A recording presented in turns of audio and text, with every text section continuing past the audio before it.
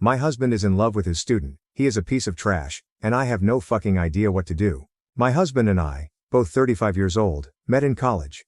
We fell in love and got married 8 years back. I gave birth to our daughter in 2020. My husband is a professor at this med school, he's a doctor himself. My friend Sarah also works in the same college, and she's in the same department as my husband.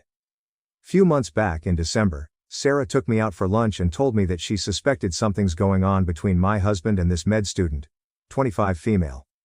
She claimed she'd seen both of them give yearning looks to each other. She said that she's known my husband for so long, and she'd never seen him talk to any other woman like this, that he'd been so aloof around women all these years, but it's just different with this one girl. At that moment, I had laughed at her face.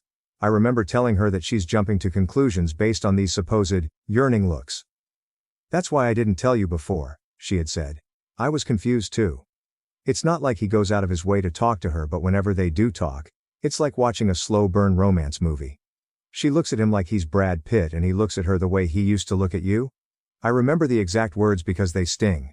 Internally I was breaking down, externally I just smiled and told her that she's probably overthinking. That night, I casually mentioned this to my husband. I was laughing at the absurdity, and I expected him to join in and deny the wild possibility that he's in love with a student. But he didn't. Instead he looked at me, all teary-eyed and said, "I'm sorry. I can't get her out of my mind. I've tried, trust me. I should have told you sooner. But I thought I could save our relationship. I really wanted to." I asked him if he'd cheated on me. He said no. He said he didn't even talk to her. Nor did they have any contact outside of college, and that he completely understood how morally depraved it is to try and pursue a relationship with a student. She wrote him a letter about a year back, confessing her love for him, and he had told her that even though he was into her, nothing would come out of it. Apparently that was when the yearning looks had started. I honestly don't remember how I reacted then. I think I just started packing and came to live with my parents along with my daughter. I've been living with my parents since then. Half of me wanted him to come and beg for forgiveness. But he never did. He comes by sometimes to spend time with our daughter, but that's it. He never talks about the elephant in the room, nor do I bring it up. I keep checking that girl's social media. She's insanely beautiful, almost doll-like, and intelligent. I can't help but think that someone like him should be with someone like her. He's always been very good looking and I'm more of a plain Jane. She's Meredith to Derek. I don't know what to do. What do I even tell people? I don't even know who I am without him. Some part of me still wants him to come back. Edit. I've decided to talk to him. I know I've been avoiding this for months, but after reading all the responses, I feel it's time I rip that band-aid out. I'm going over to our house. I'll update on what happens. Too long. Didn't read. Husband just admitted that he's in love with this young woman who is also his student. She loves him too. Relevant comments: Moss Valley. So he didn't actually cheat? He has a crush? If I understand that right, he hasn't betrayed you yet. Crushes sometimes happen that don't mean the relationship is over. Get therapy with him. OP answer. I mean, cheating for me isn't just physical. He's had crushes in the past and I've had crushes in the past, but we'd always been upfront and then laughed about it. This one feels like a betrayal because he was attracted to someone for more than a year. This someone gave him a freaking love letter, he told her that he's attracted to her, and not once did he mention it to me. That's a huge breach of trust for me and I don't think I can look past it. OP answer. Added more about her friend Sarah and what she observed. I know. He said he entirely stopped interacting with her after the letter incident. It does seem absurd, but even my friend Sarah corroborated this. She said he never went out of his way to talk to her before, and then almost entirely stopped talking. Given that Sarah and him are in the same department 24/7, and that she noticed something as small as them giving each other looks, I'm sure she would have noticed anything out of the ordinary. I've had access to his phone and his passwords throughout, and he wasn't texting or calling her either. That's why this feels weird laughing out loud. Update. For those who don't want to read the boring details. In short, I have decided to go ahead with the divorce. Long story. The day I made the post, I met up with Sarah for dinner. I thanked her for telling me about my husband and the student, and also for being such a good friend. I asked her about my husband. She said there's nothing unusual. He's been a bit withdrawn and aloof with everyone lately, but that's about it. Yesterday I went over to my house unannounced. He was there alone in his office. I told him I wanted to talk. He said he'll explain everything. So apparently this woman has had a crush on him for 2 years, her friends ship her with him. She would stare at him during her rotations, and would blush whenever he looked or talked to her. Back then, he didn't think much of it. Many girls have had crushes on him and he always ignored them. About 1.5 years back, they were in the same research group thing. I don't know how this works, but there were 5-6 people along with these two. Because of this, they had to spend some time together working, and it was then that he started noticing her. He went into detail about how he was impressed with her intelligence blah blah blah and her beauty blah blah blah. The moment he realized that he had a crush on her, he dropped out of the research thing. This was a year ago. Few weeks later, she gave him the letter confessing that she has feelings for him. The first thing he told her after reading it was, "You can get into trouble because of this." She didn't care, she wanted an answer. "Is it all in my head?" she had asked, to which he replied with, "It's not just in your head, but nothing can come out of it. I hope you understand." That was the last time they interacted. According to him, the yearning looks Sarah described were more of awkward eye contacts than anything else. He told me that even though he is still attracted to her, he has no intention of pursuing any sort of relationship with her regardless of whether we stay together or not. He said he's willing to change his job and go to therapy. I told him to give me some time to think about it. To sum up. 1. This has been going on for 3 years. Not once did he mention anything to me. 2. The student and him spent a considerable amount of time last year working on the research. 3. He told her he liked her back lol. 4. He's still very much attracted to her and that's why I've decided to go ahead with a divorce. I don't think I can trust this man again. And a relationship without trust isn't something I am interested in. I've told my parents about it. They're not exactly on board but they're still supportive. I've also contacted my lawyer about the same. It's going to be a long process I believe. That's it. I believe this is my last update. Too long. Didn't read. He's still attracted to her. I won't ever trust him again. We're getting a divorce.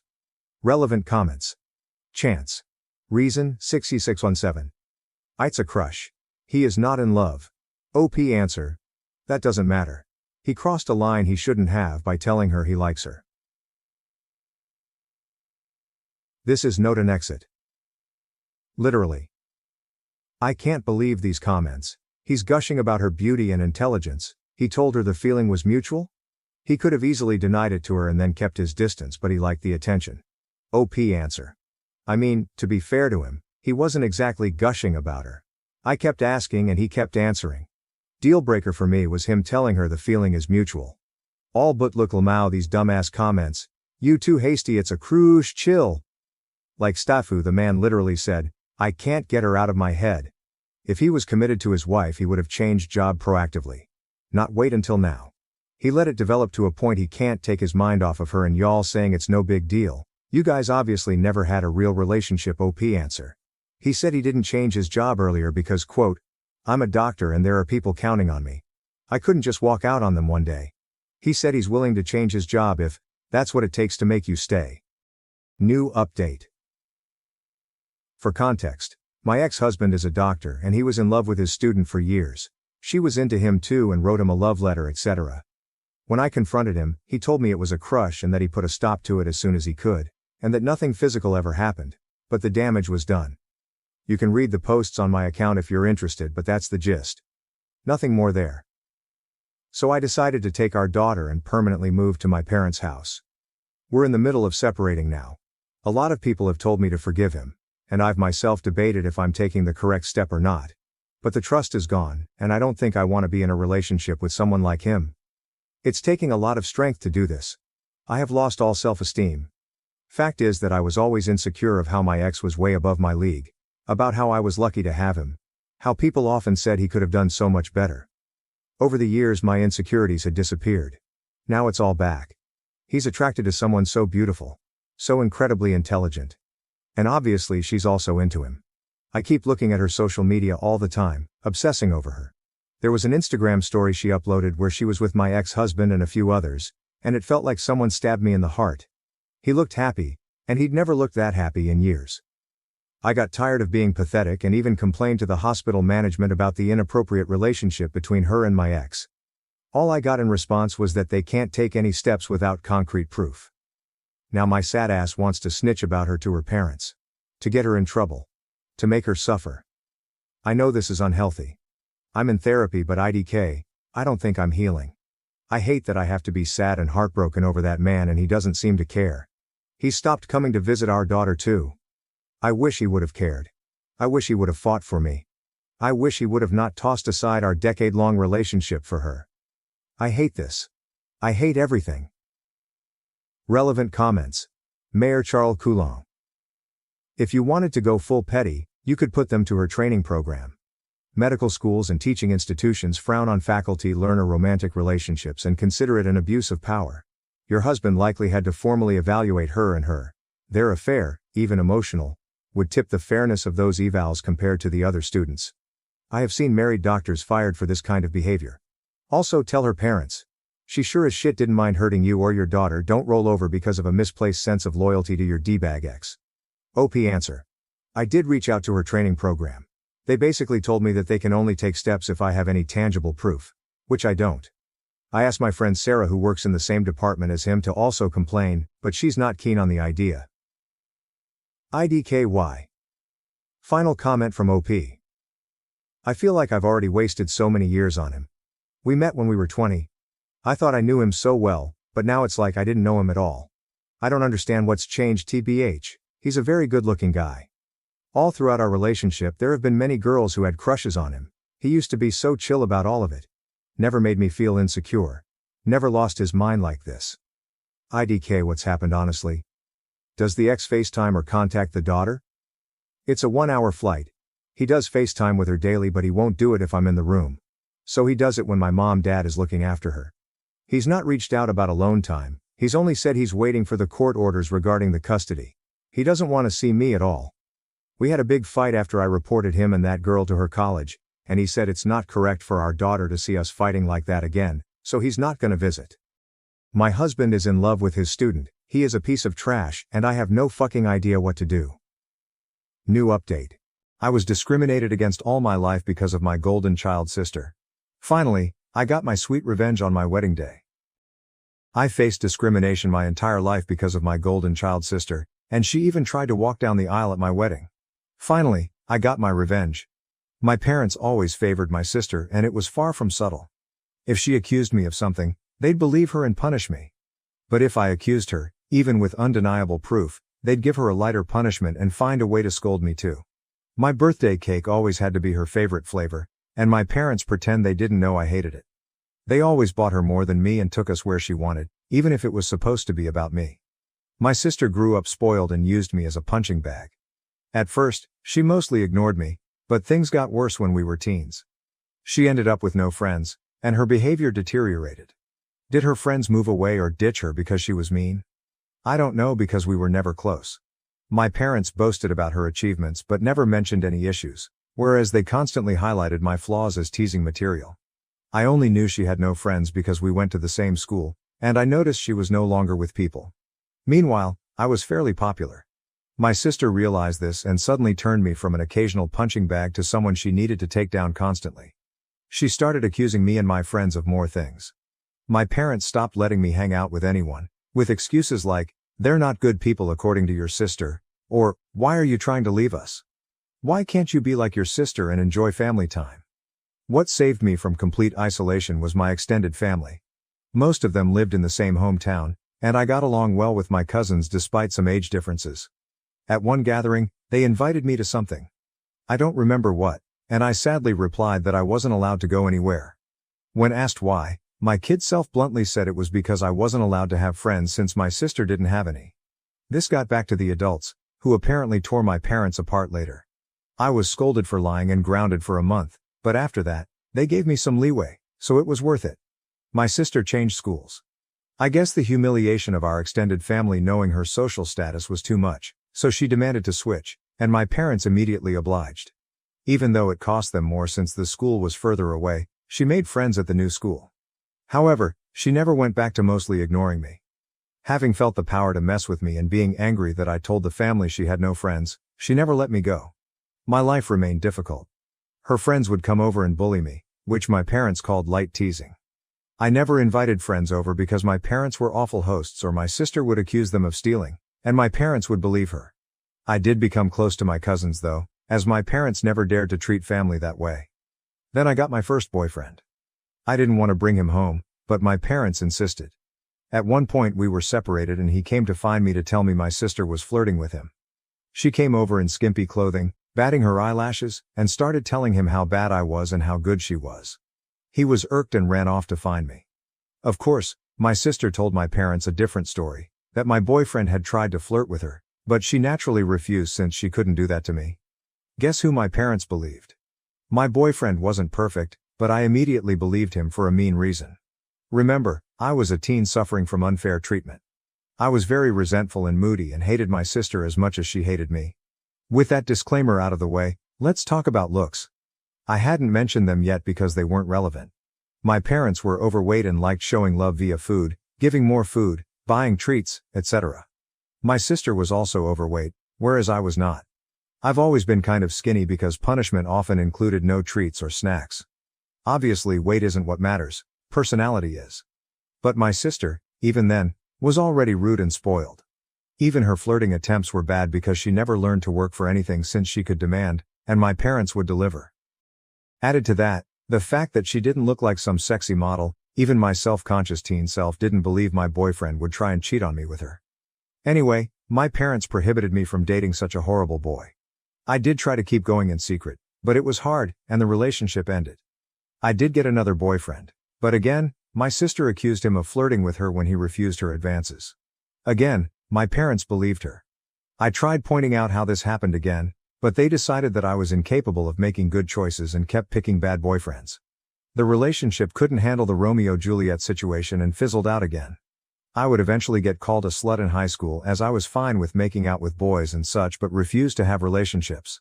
Thankfully, it never got back to my sister or parents. My sister did bring one boyfriend home during all this time. He was paraded with pride, and my parents spent every second telling me how good he was and why I couldn't be like my sister and find myself someone like that. Until he stopped showing up and suddenly he was a conniving bastard that tricked my sister. Oh well, and the unequal treatment continued. At this time, she had more spending money, and her curfews were much better than mine. She was free to go anywhere at any time, while I couldn't. If I pointed it out, my parents would say it's because she's older, but when I reached that age, I still didn't have the same treatment she had, and when I pointed it out, they denied they ever said that or claimed it was because I couldn't be trusted like she was, using my sister's accusations against my boyfriends and friends as proof of my bad judgment. Time goes by, and it's time for my sister to graduate. She was accepted into a college, not a very well-regarded one, and she had no scholarship or anything. Again, because only her achievements were told to me, I don't know which colleges she even tried for, so I can't say how badly she was rejected. I do know her grades were bad in school though, because whenever she got a B, we would celebrate. I would usually get good grades, but my parents refused to celebrate, claiming since I always got those, what was there to celebrate? My parents naturally made a lot of fanfare and told her they'd pay for everything. I was relieved she'd be going away. Not that it made my life any easier. She'd always come home every other weekend and somehow stuff kept missing from my room, or some other issue she'd think of to make my life miserable. My curfews were still strict. Eventually, my mom came to talk to me about my impending graduation. I'm only a year younger than my sister. She told me that since they were paying for my sister's college, they had no money to pay for mine, so it would be better for me to start working immediately after graduation and wait until my sister finished university to see if they could afford something for me. Oh, and if I decided to stay at home, I'd have to pay for all my stuff, part of the bills and rent. I pointed out that I could get student loans. Mom said yes, except no, because they were so caring towards me and I had such bad judgment that they would decide if a college was worth my getting into debt or not. I'm not sure how they'd stop me from getting loans, but I didn't ask. Scholarships weren't mentioned. They had no idea what my grades were anymore and never believed in my capabilities anyway. I didn't bat an eyelid. I simply said okay. My mom clearly didn't expect that and kept prying. Maybe she hoped I'd throw a tantrum so they'd have an excuse to never pay for my college, but I said nothing except that I understood their position, thanked them for caring, and that was that. My dad later tried the same, but I also refused to be emotional. You see, after a whole lifetime of their terrible parenting, I never had any expectations towards my education. I knew they would find an excuse to not pay for mine and make my life miserable. I never believed they would eventually pay if I worked and waited for my sister to graduate. I had been preparing for college for a long time. I could barely go out, my friendships were slim, so I had a lot of time to study. And study I did because I saw college as my only chance to be free. Well, the time came, and I worked my ass off and got a scholarship. Not to anywhere like Ivy League or anything like law or medical school, but it was a good enough course in a decent college with a full scholarship.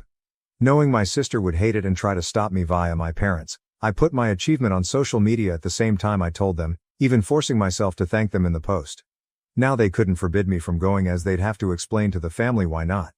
Initially, they were even a little proud and boasted about it, and then I guess my sister got to them and they changed gears and even asked me if I was sure I wanted to go.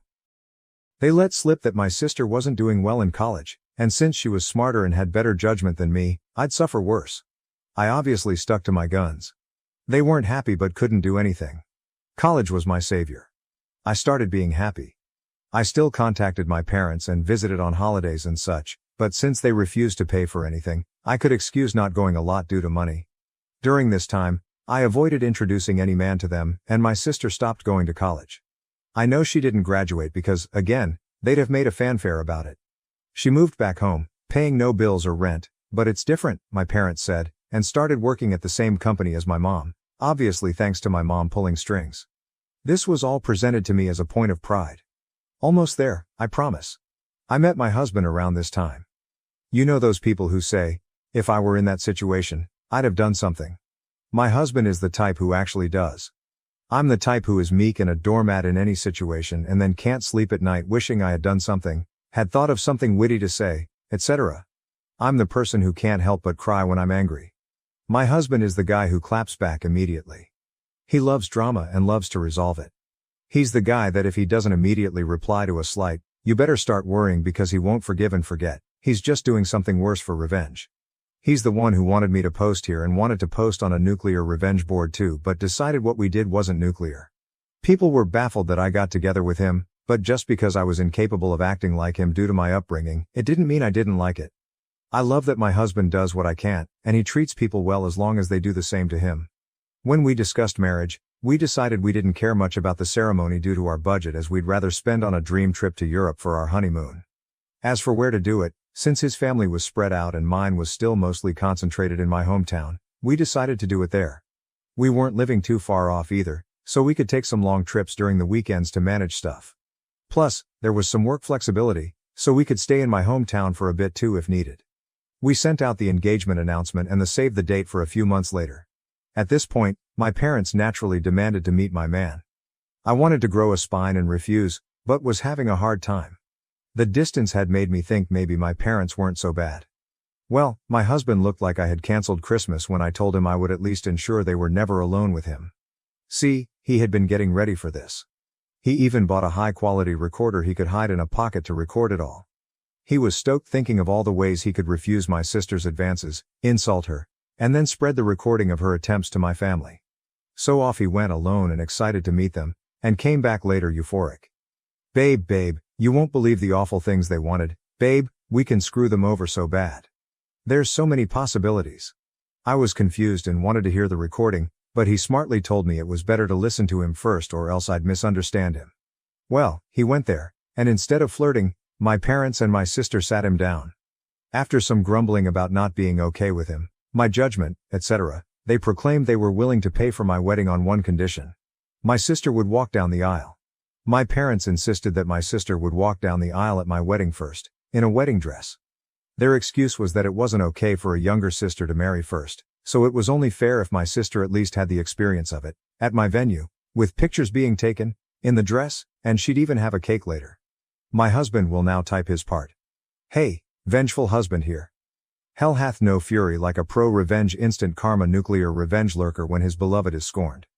That said, as much as my wife, she's my wife now, paints me as this quick-witted dude, I admit my neurons all but short-circuited when those folks legit suggested that crap like some sort of great gift. Even Troy would rather take in the horse a second time, me thinks. Alas, after my brain rebooted, I did have a whole list of insults ready to spew out, but something in my soul whispered in my ear like the devil, string these idiots along. So I said I needed to think, see how my wife, back then fiancé, would react, and then ran out of there before I could give away my nefarious plans. Back to me, the wife. So my husband sincerely recounted how my parents wanted even my wedding to be about my sister, with a grin on his face and the recording to prove it. I was shocked. The distance had softened how badly they treated me, and I thought even they wouldn't go so far. Thankfully, my husband insisting on the angle of revenge helped me not go to a bad headspace. We had a blast thinking up ways to screw them over, from ridiculously outlandish to what we thought was feasible.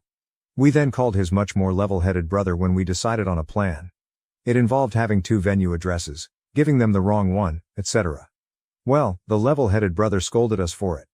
While he acknowledged he would never be able to convince us to avoid retaliation, he at least showed us that something like that would be hard to pull off. Some of our other ideas were also at risk of getting us sued, so we eventually settled for the most benign plan: act like we agreed, but then hire security and don't let her in. Obviously, if that was all, it wouldn't be pro-revenge. The rest is mostly my husband's doing, but he wants me to do the honors. So here goes.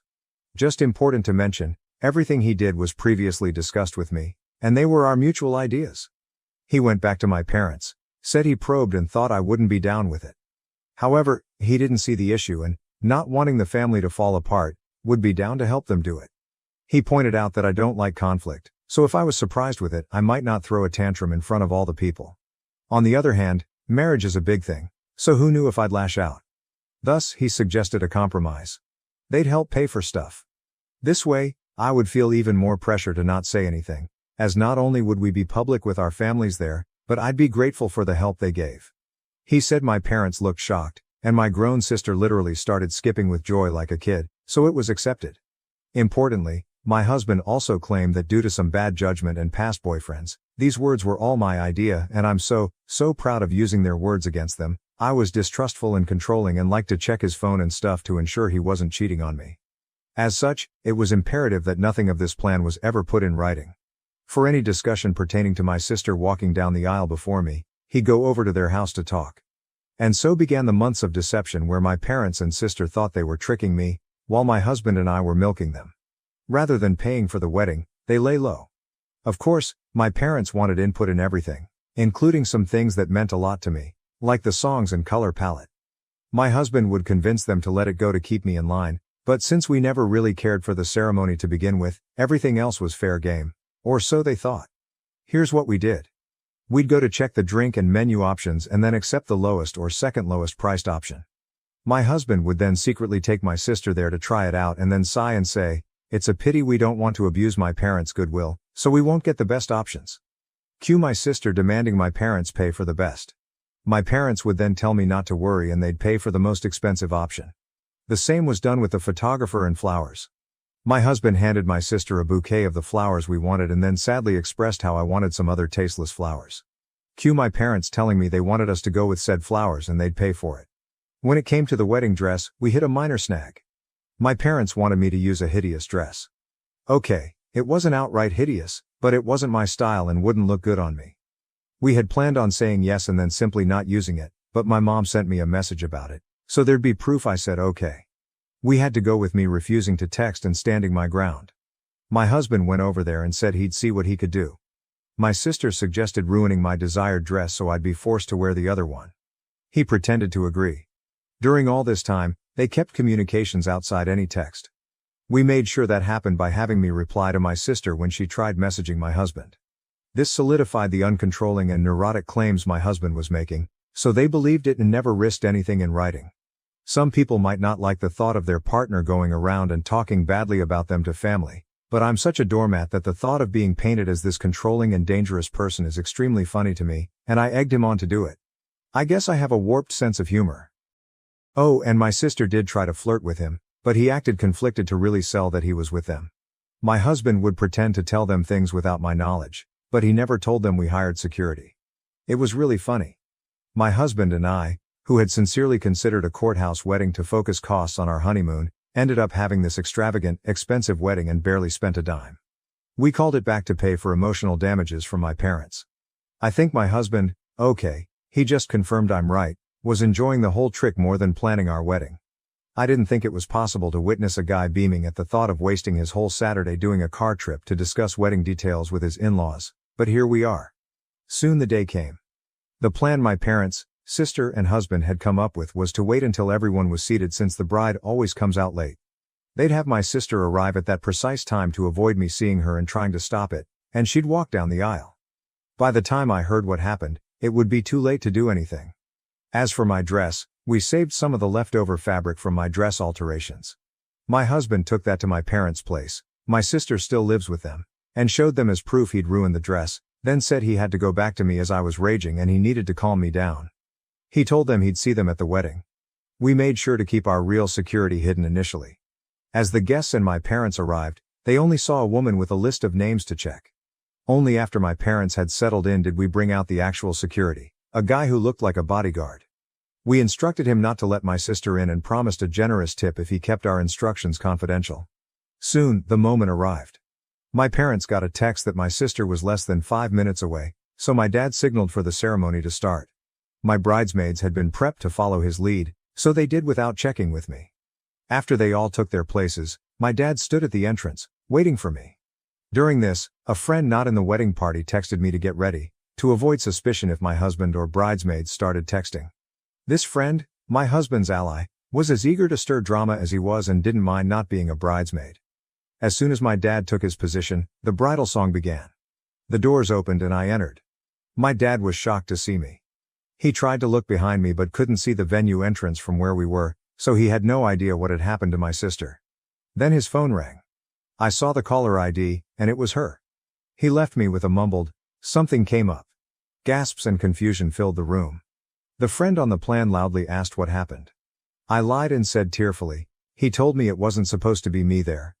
My husband and I had agreed that if my dad abandoned me, I should say that to make him look as bad as possible. The tears weren't just acting. I was genuinely hurt and trying not to cry. The friend then loudly asked, "What did he mean by it shouldn't be you?" So that everyone could hear and spread it. Then she said, "I will go and check," and ran off. We planned this so she could create chaos with the security and prevent my dad from returning to stop the ceremony. Eventually, my mom also left. At this point, my husband's dad quickly ran over and took my arm. He'd been forewarned he might need to. His desperate run to me made me smile. I walked down the aisle to whispers as people discussed what had happened. Some left to check as well. When I reached my husband, all was well. He comforted me, joking that my sad face was so real I deserved an Oscar and reassured me he'd deal with my parents for what they did. We got married without any further issues. My parents didn't come back. I noticed a lot of people leaving and returning during the party, but no one dared tell me what was happening. Someone whispered in my husband's ear and he went out. He returned later with a thunderous expression but whispered to me that he needed to go hide before he broke character and started smiling. It worked.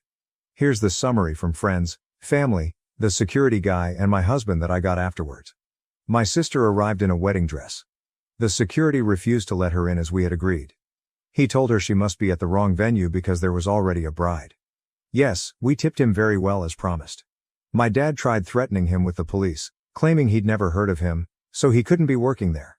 The security agreed to call the police since he was hired by us and was just doing his job. My dad realized it would be too late and tried to demand that he let my sister in. At this point, the friend came over, started shouting and insulting my sister, and asking what was going on, basically stalling.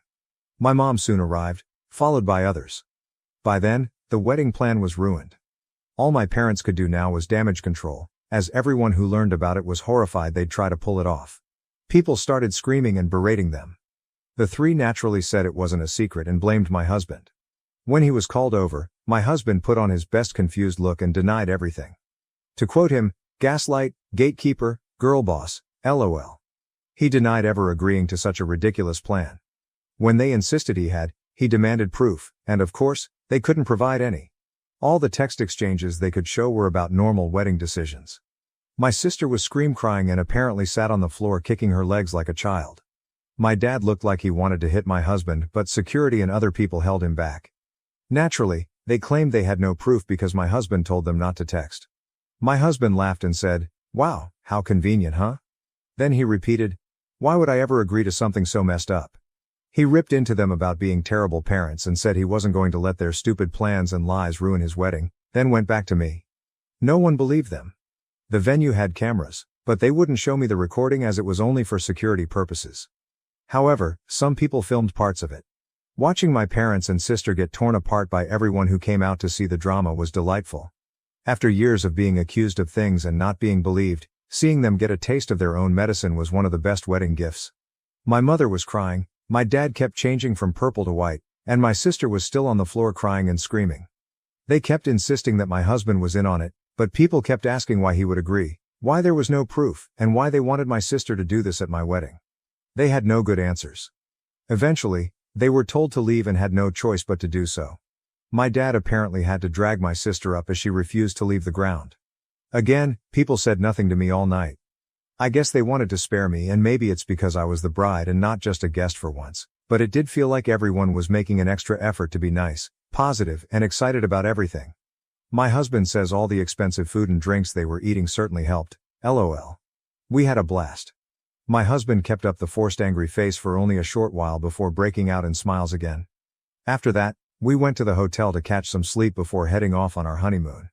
Speaking of which, my parents did try to pay for our plane tickets, but we thought that was risky as they could try to cancel them or something, so we refused. Since then the three of them have tried to contact me. I've refused calls because my husband insisted on keeping a paper trail, a smart move because my sister eventually messaged me. I won't repeat what she said as it was very unhinged and didn't make much sense, but the important part was that she blamed me for her humiliation. Called my husband a two-faced snake who fooled them for months. He wants to print and hang that on our wall, lol. And hoped, but was also certain, that I'd get cheated on by him. She even suggested he was cheating on me with her. My husband took my phone, screenshot the call logs, my sister's messages and some messages from my parents demanding I pick up the phone, and sent it all to our family group chat. He also sent screenshots of messages to him where they called him names and threatened him, but he kept up the "you're delusional, I never agreed to anything" shtick and even threatened to sue them for defamation and harassment. He wrote a message in the group chat begging my family for help as I was now being harassed by them constantly. He pleaded with them to stop my parents and sister from ruining our honeymoon after they failed to ruin our wedding. He ended with a request that they not share our locations to prevent my parents from sending my sister over and claiming he had somehow agreed to pretend to sleep with her in our honeymoon suite, lol. My family assured him they'd handle it, and since then, we've had peace. My husband is a bit disappointed that my sister didn't disobey so he could call her out again while tearing her a new one. We'll see if the peace lasts. All in all, while I would have preferred a normal, loving family at my wedding, at least for once in my life they not only failed to ruin something meaningful to me, but I got back at them.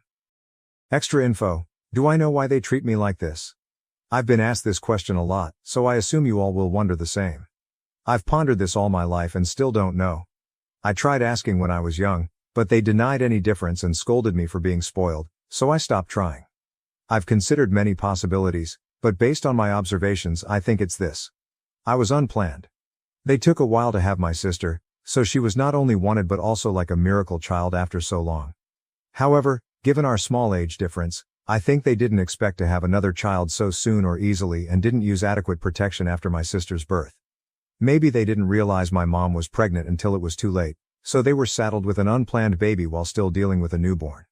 They're not well off, so having the extra expense likely didn't help, and they resented me. But that's just my conjecture. Regardless, I've accepted that the reason won't truly matter. What they did to me was unwarranted, no matter what. Did they really think this would work? My husband and I have a theory that they never intended to do this at all. We think my sister threw a tantrum over me getting married first when she barely gets dates, and they made my husband that outlandish proposition. They didn't want to pay for my wedding and didn't think we'd accept or that it would even look good for them to do it. By suggesting it and being refused, they could look like the good guys to my sister while having an excuse not to give me a dime. But then my husband accepted it and they couldn't backtrack without risking my sister turning on them. I really hate my stepmother, and I don't know how to tell my dad about it without causing a big issue. I'm feeling very stuck right now. Hey, this might be a long one. I'm sorry. It is too long. I didn't read at the bottom. I really don't know what to do about my situation and I don't have anyone close to give me advice, so I thought here I can maybe get some advice. I have an amazing dad who raised me since my mom passed away when I was 5 years old. He is my friend, my supporter and someone who I want to be like when I grow up. When my dad first introduced my stepmom to me I was 10 years old, and she was very nice to me and he looked so happy that we met and hoped we could get along. They got married when I was 13 and I was so happy that my dad and I had a new member in our family. I thought me and stepmother were getting along until I think a few months after their honeymoon she told me one morning that we just need to pretend to like each around my dad, but when he is not here that I shouldn't bother her. Honestly, this shattered me, but I agreed cause I didn't know what else to do. After that day, whenever it was just me and stepmother, she would say things to get to me, and I would just not say anything. I'm introverted and don't like confrontation, so I just took it and thought over time she would get over it, but it got worse. She would talk about my height and weight and say I was a funny-looking version of my dad. I hoped my dad would notice, but he didn't. He actually thinks me and stepmother are so close and she understands me. He looks so happy with her that maybe it's worth not saying anything and giving it time. This year my stepmother has started picking on me around my dad, and he has either joined in or ignored it. I have voiced that what she says makes me uncomfortable and hurts, but my dad says she is teasing and doesn't mean it to hurt me. Well, right now, I'm at my ends and I'm scared. I'm angry, frustrated at my stepmother and my dad. Dad was away for work and it was just me and stepmother at home. She had a party at home with a couple of her friends. I helped set the house up and cook dinner cause Dad asked me to help out, which was fine. After they ate and just hung out, they were hanging out on the porch when I heard stepmother and her friends talking very loudly outside my window while I was in my room. Stepmother friends talked about how lucky stepmother was to have a nice husband and a house. When they mentioned how nice it was that I cooked for them, stepmother told them that I was annoying and weird and she hated me and living with me and couldn't wait till I was 18 to kick me out. I was shocked that she hated me that much, but I didn't know why. TBH. I thought we were tolerating each other, but to hate me I must have done something, but I can't think of what I did. I've been kinda down since that day, which was 2 weeks ago, and I thought I was past the initial feelings, but at rugby training today I bursted into tears and my coach sent me home, so I drove to a beach and cried. I feel so much I honestly can't describe my emotions. I eventually fell asleep in my car. Now I'm here hoping I can get advice on how to talk to my dad about it, cause I'm scared about how he will react. I don't want my dad to be sad cause he does so much for me, but I'm not strong like him. I'm really struggling.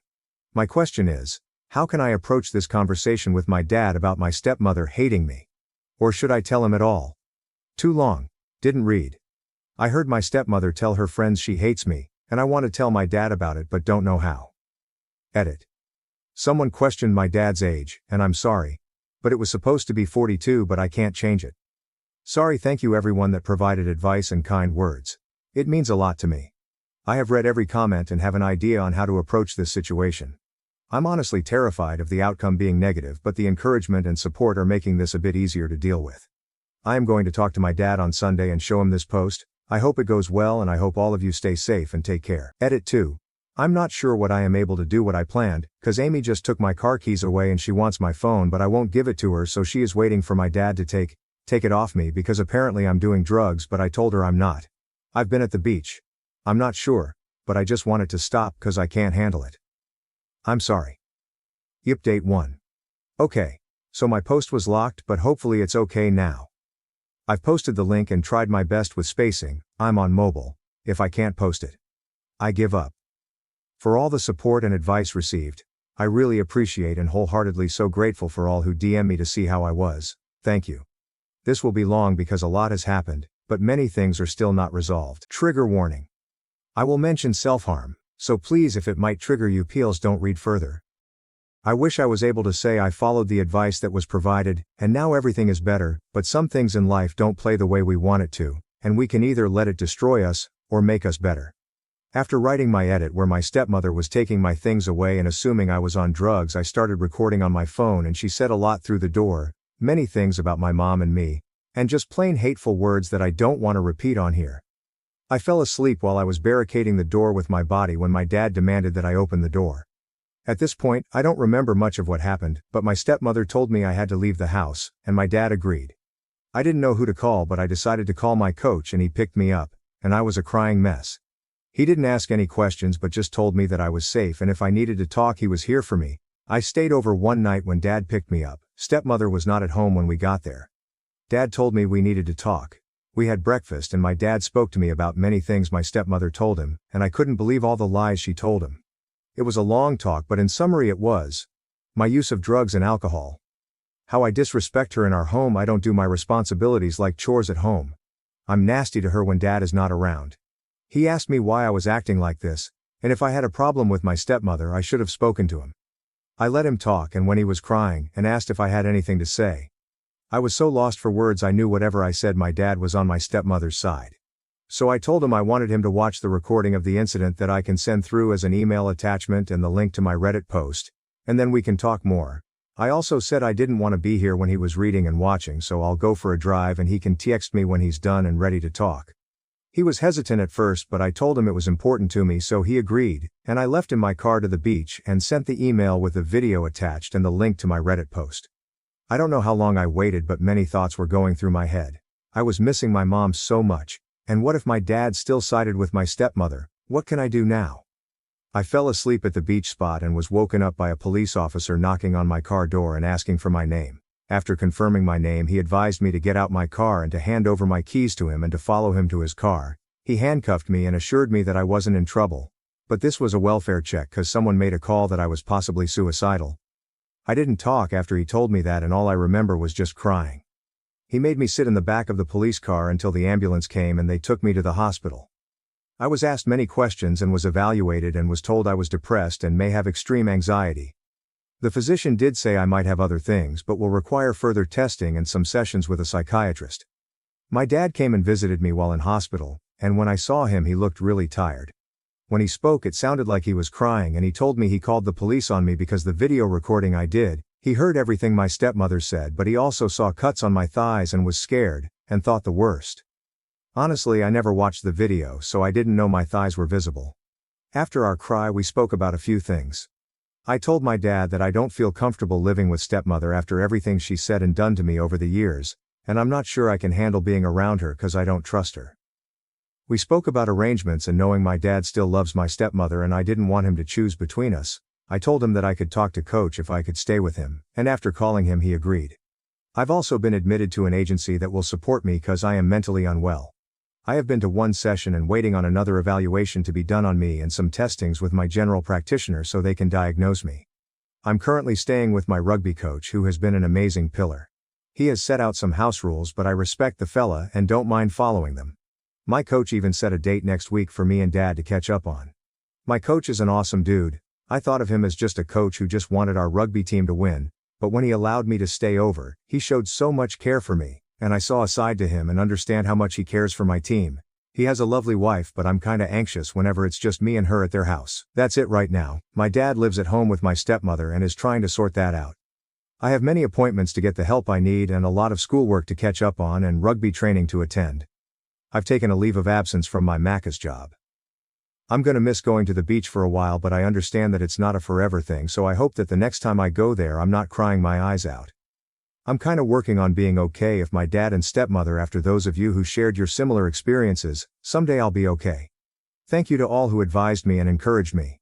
Those who reached out through direct message, thank you for the kind words and reaching out. I'm not sure if I'll update again, but maybe I'll let you know if something happens in the future. Take care everyone, also be kind to one another and most of all be kind to yourself, cause you deserve it. Too long. Didn't read. I showed my dad my Reddit post and recording of my stepmother being verbally abusive, and now I'm staying at my coach's house trying to sort out my mental health update too. Hope everyone has been doing well. I wasn't going to update at all, but many who reached out shared their stories and kind words. It truly helped me. I wish I was able to reply, but so many things were happening and I'm sorry. This will be a long one, but it's because this will be the last time, I hope. In my last post my coach sorted out time for me and my dad to catch up weekly. I've met up with my dad twice and this is how it went. First, catch up at the beach. We spoke and I told him a lot about what happened between me and his wife. I mentioned how she would treated me when he wasn't there, what she spoke to me after they got married and how she was awful to live with. I told him how I dealt with it for his sake cause I wanted him to be happy.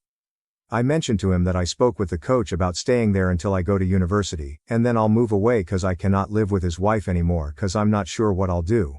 I'm never gonna try and get along with her anymore. He listened and was crying and asked if I would ever get over this. I told him no and I never wanted to see his wife and walked off cause I was pissed off at what he said and drove back to the coach's house. He messaged me later. I acted like a kid, and I responded, cause I am a kid. Second, catch up dinner at the coach's house. Second catch up, my coach invited my dad to have dinner and hang with me. My coach has a pool table in his man cave and a pool. I was excited to hang and catch up with my dad even after our last meetup cause I was feeling a bit better. But at the same time I was feeling anxious about the meetup, like I had a bad gut feeling. But I ignored it. Dinner went great, and me, dad and coach had fun playing pool. Later on that night the coach gave us space to talk. Dad talked about my mom and me as a kid. Just things he would tell me when I was a kid, and it was just me and him. It was fun, and I really enjoyed our time together. When it was time to go home I offered to drop him off since he drank, But he said his wife was here to pick him up, so I hugged him and he went. I kinda stayed in the garage and waited for her to leave so I could walk in the house, but I heard her say, "How's the little shit?" And I bolted out the door and told her to fuck off. Boy, was I not ready for the slap my dad gave me, but all I remember was swinging a punch at him and knocking him down and my coach pulling me off my dad. My coach told my dad and his wife to leave.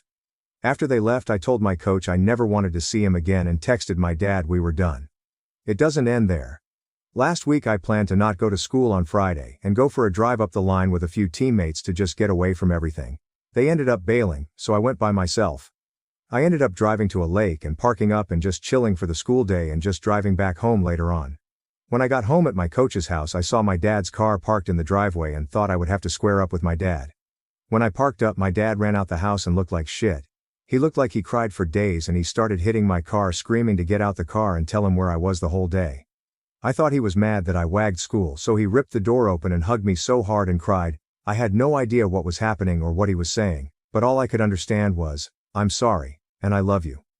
After what felt like forever, he kinda calmed me down and I asked him why he was here. And then he told me there was an accident with a kid getting hit by a train. And it clicked, my dad thought it was me.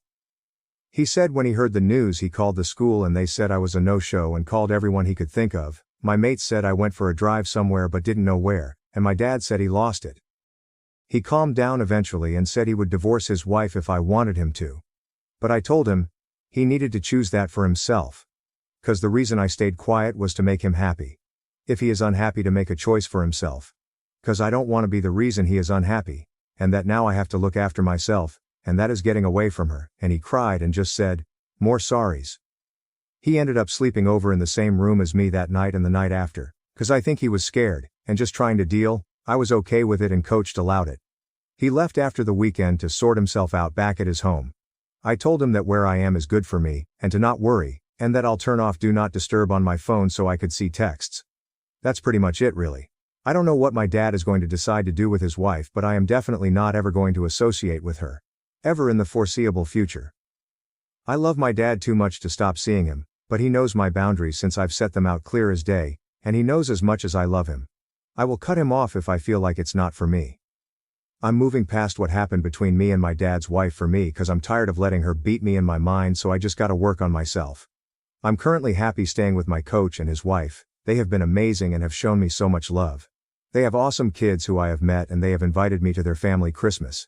I feel bad that I feel anxious when I'm around the coach's wife, but I'm working on it with my therapist and I have a good support system. I know I want to go to university but not sure if I want to study commerce or law. But I know I am on track with my studies, I just can't afford to skip school anymore. Thank you to everyone who sent messages of support and reached out to share your experiences. Y'all gave me the strength to believe I could get out of this mess and be okay. And if you ever feel down, that there is help out there for you no matter where you are in life. I'm glad I shared on Reddit, 'cause I've learned so much about me and many things I won't forget and teach to my kids. Now I gotta go school. Take care and cheers. OP posted in Mom for a Minute on Sept 27/22 about turning 18. Can't repost from this sub.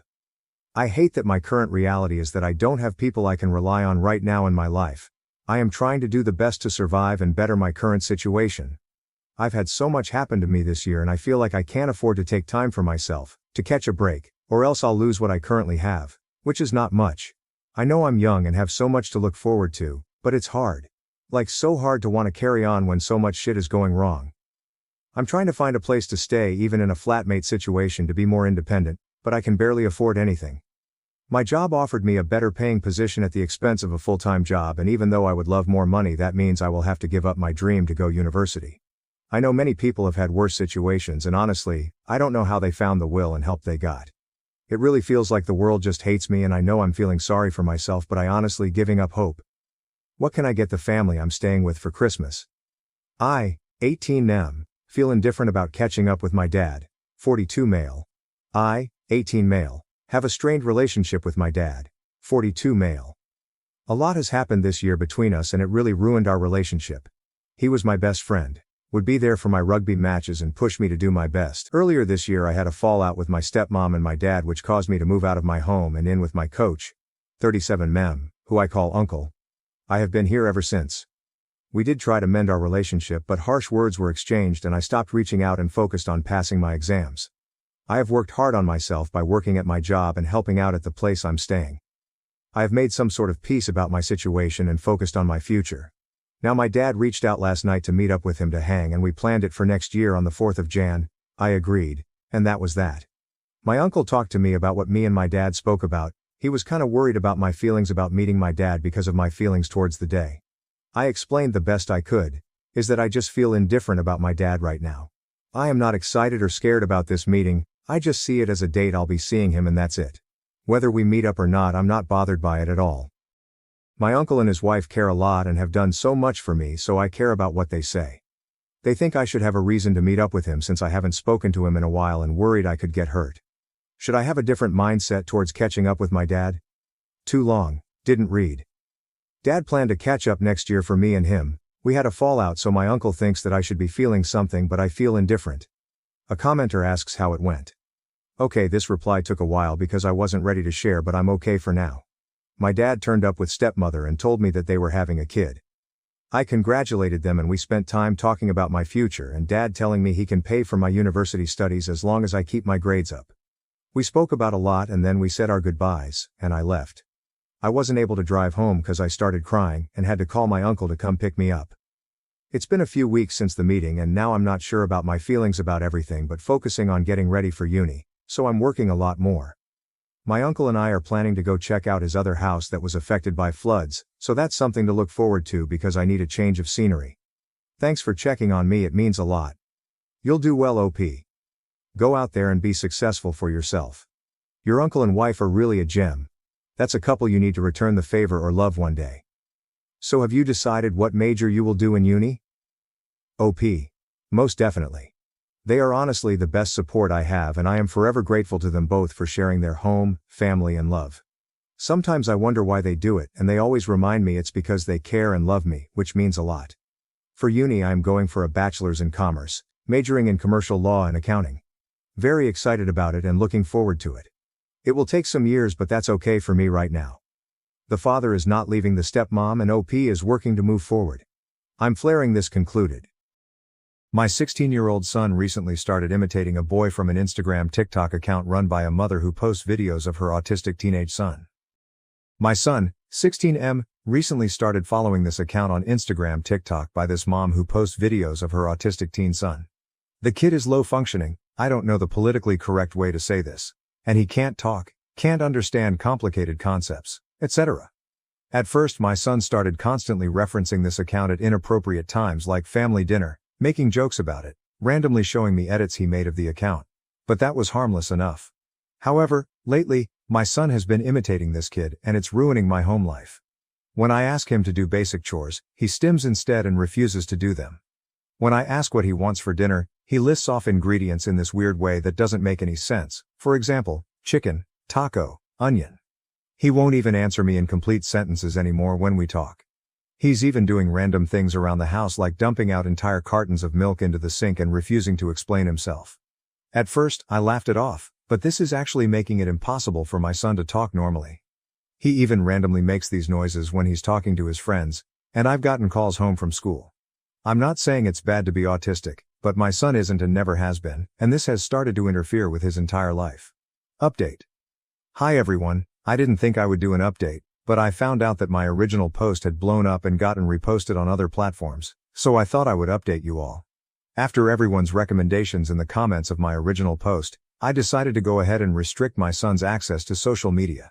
After thinking about it for a while, I decided to give him 15 minutes of supervised use of his phone every day, in case he had to text his friends. However, whenever this time happened, my son would spend just a couple of minutes checking and quickly answering his texts, and then he spent the rest of the 15 minutes just watching the new videos from about this account he was obsessed with. He would imitate the kid while watching the videos and show me all the posts about him that he found funny. The first few times when I took away his phone after 15 minutes, he would get upset about it, dropping the autism act, and try to get more time, but that quickly stopped when I threatened to limit the time even more. After over a week, he seemed to still be just as obsessed with this account and imitating the kid's mannerisms, so I thought I might have to take even more measures to make him stop. However, soon afterward, I received a call from my son's school principal. It turns out one of the kids in his class had an autistic sibling and found his behavior offensive and annoying, so they reported him to the principal, who had brought him in to talk and gave him detention and was threatening worse if this continued. This finally brought my son to stop doing this. In school and, after I spoke to him about his principal calling me, at home too. I made him unfollow the account on social media, and then I gave him normal access to his phone again. He has never explained to me what was motivating him to act the way he did, but I think it was a combination of encouragement from his friends, who found his accurate impressions of this kid funny and would call it going name of the autistic kid mode, and using it as a weird way to get out of doing work around the house. A month or so later, once this had all blown over, my son was looking at Instagram and saw my original post reposted over a clip of someone playing a video game. He asked me about it, and I told him it was me. He was a bit angry, but I think he realized he couldn't get too mad at me for it after what he had been doing. Just this week, my son saw a fake update post on the same account where someone had made up an update to my original post, which I didn't write. Because of that, I thought I should make this update telling you what actually happened. I lied about my baby daddy. Now he knows I'm pregnant and wants answers. Should I reveal the truth or continue my plan to raise the baby alone? I, 26F, grew up in the Midwest but went to college in California. There I met and dated Jeff, 26M, for our final 2 years of undergraduate. After graduation I stayed in California to get my master's degree while Jeff entered the workforce. We were happy together and we planned to get married after I got my master's. After I finished my schooling, Jeff got cold feet about getting married and eventually becoming a father. Abandonment issues from his bio dad leaving. So he broke up with me. Heartbroken feels like it would barely scratch the surface on how I felt. I had a great job in California, so I stayed in hopes that Jeff would come to his senses and we'd get back together. We never did. He met Grace, 25F, and started dating her about 5 months after we broke up. I started planning on moving back to my home state once I realized it was actually over. Then he and Grace broke up at the beginning of this year. Jeff and I ended up sleeping together a few times while they were broken up. It was a very public breakup, no cheating involved. About a week after the last time we had sex, he told me that he and Grace were getting back together. He said he couldn't remain friends with me because he still had feelings for me and he had to let them fade to be fair to Grace. His final words to me were to not call him unless I was literally dying and just wanting to say goodbye. I left California behind 3 weeks later. 2 weeks after I had returned home I found out that I was pregnant. It's Jeff's. I wasn't going to be that girl that uses a pregnancy to get a man back, so I deleted all my social media accounts and made new ones that don't have my name attached to them. The only Cali people I added were trusted friends who I knew either had no connection to Jeff or who were loyal to me and wouldn't tell him my new accounts. Early in my pregnancy I made the mistake of checking out Jeff and Grace's respective profiles and saw that they refer to each other as low ML, and Jeff even had a picture of them captioned saying he was gonna marry that girl. That broke me all over again, and I have since blocked them both and decided I had to move on with my life. I'm now 6.5 months pregnant. Since moving back I have bought my own house in my home state and have been busy building a nursery for my baby. I already love this little baby in my belly and I feel 100% confident that I can raise and provide for him on my own with minor help from my family. One of my best friends back in California was having an engagement party. I won't be able to attend the wedding as I'll be busy with a newborn when it happens, so I decided to fly out to see my friends and offer my congratulations to the couple before my life becomes baby-centric. I got into town on Thursday, and honestly had a blast seeing all my friends yesterday, even though it's only been about 6 months since I last saw them.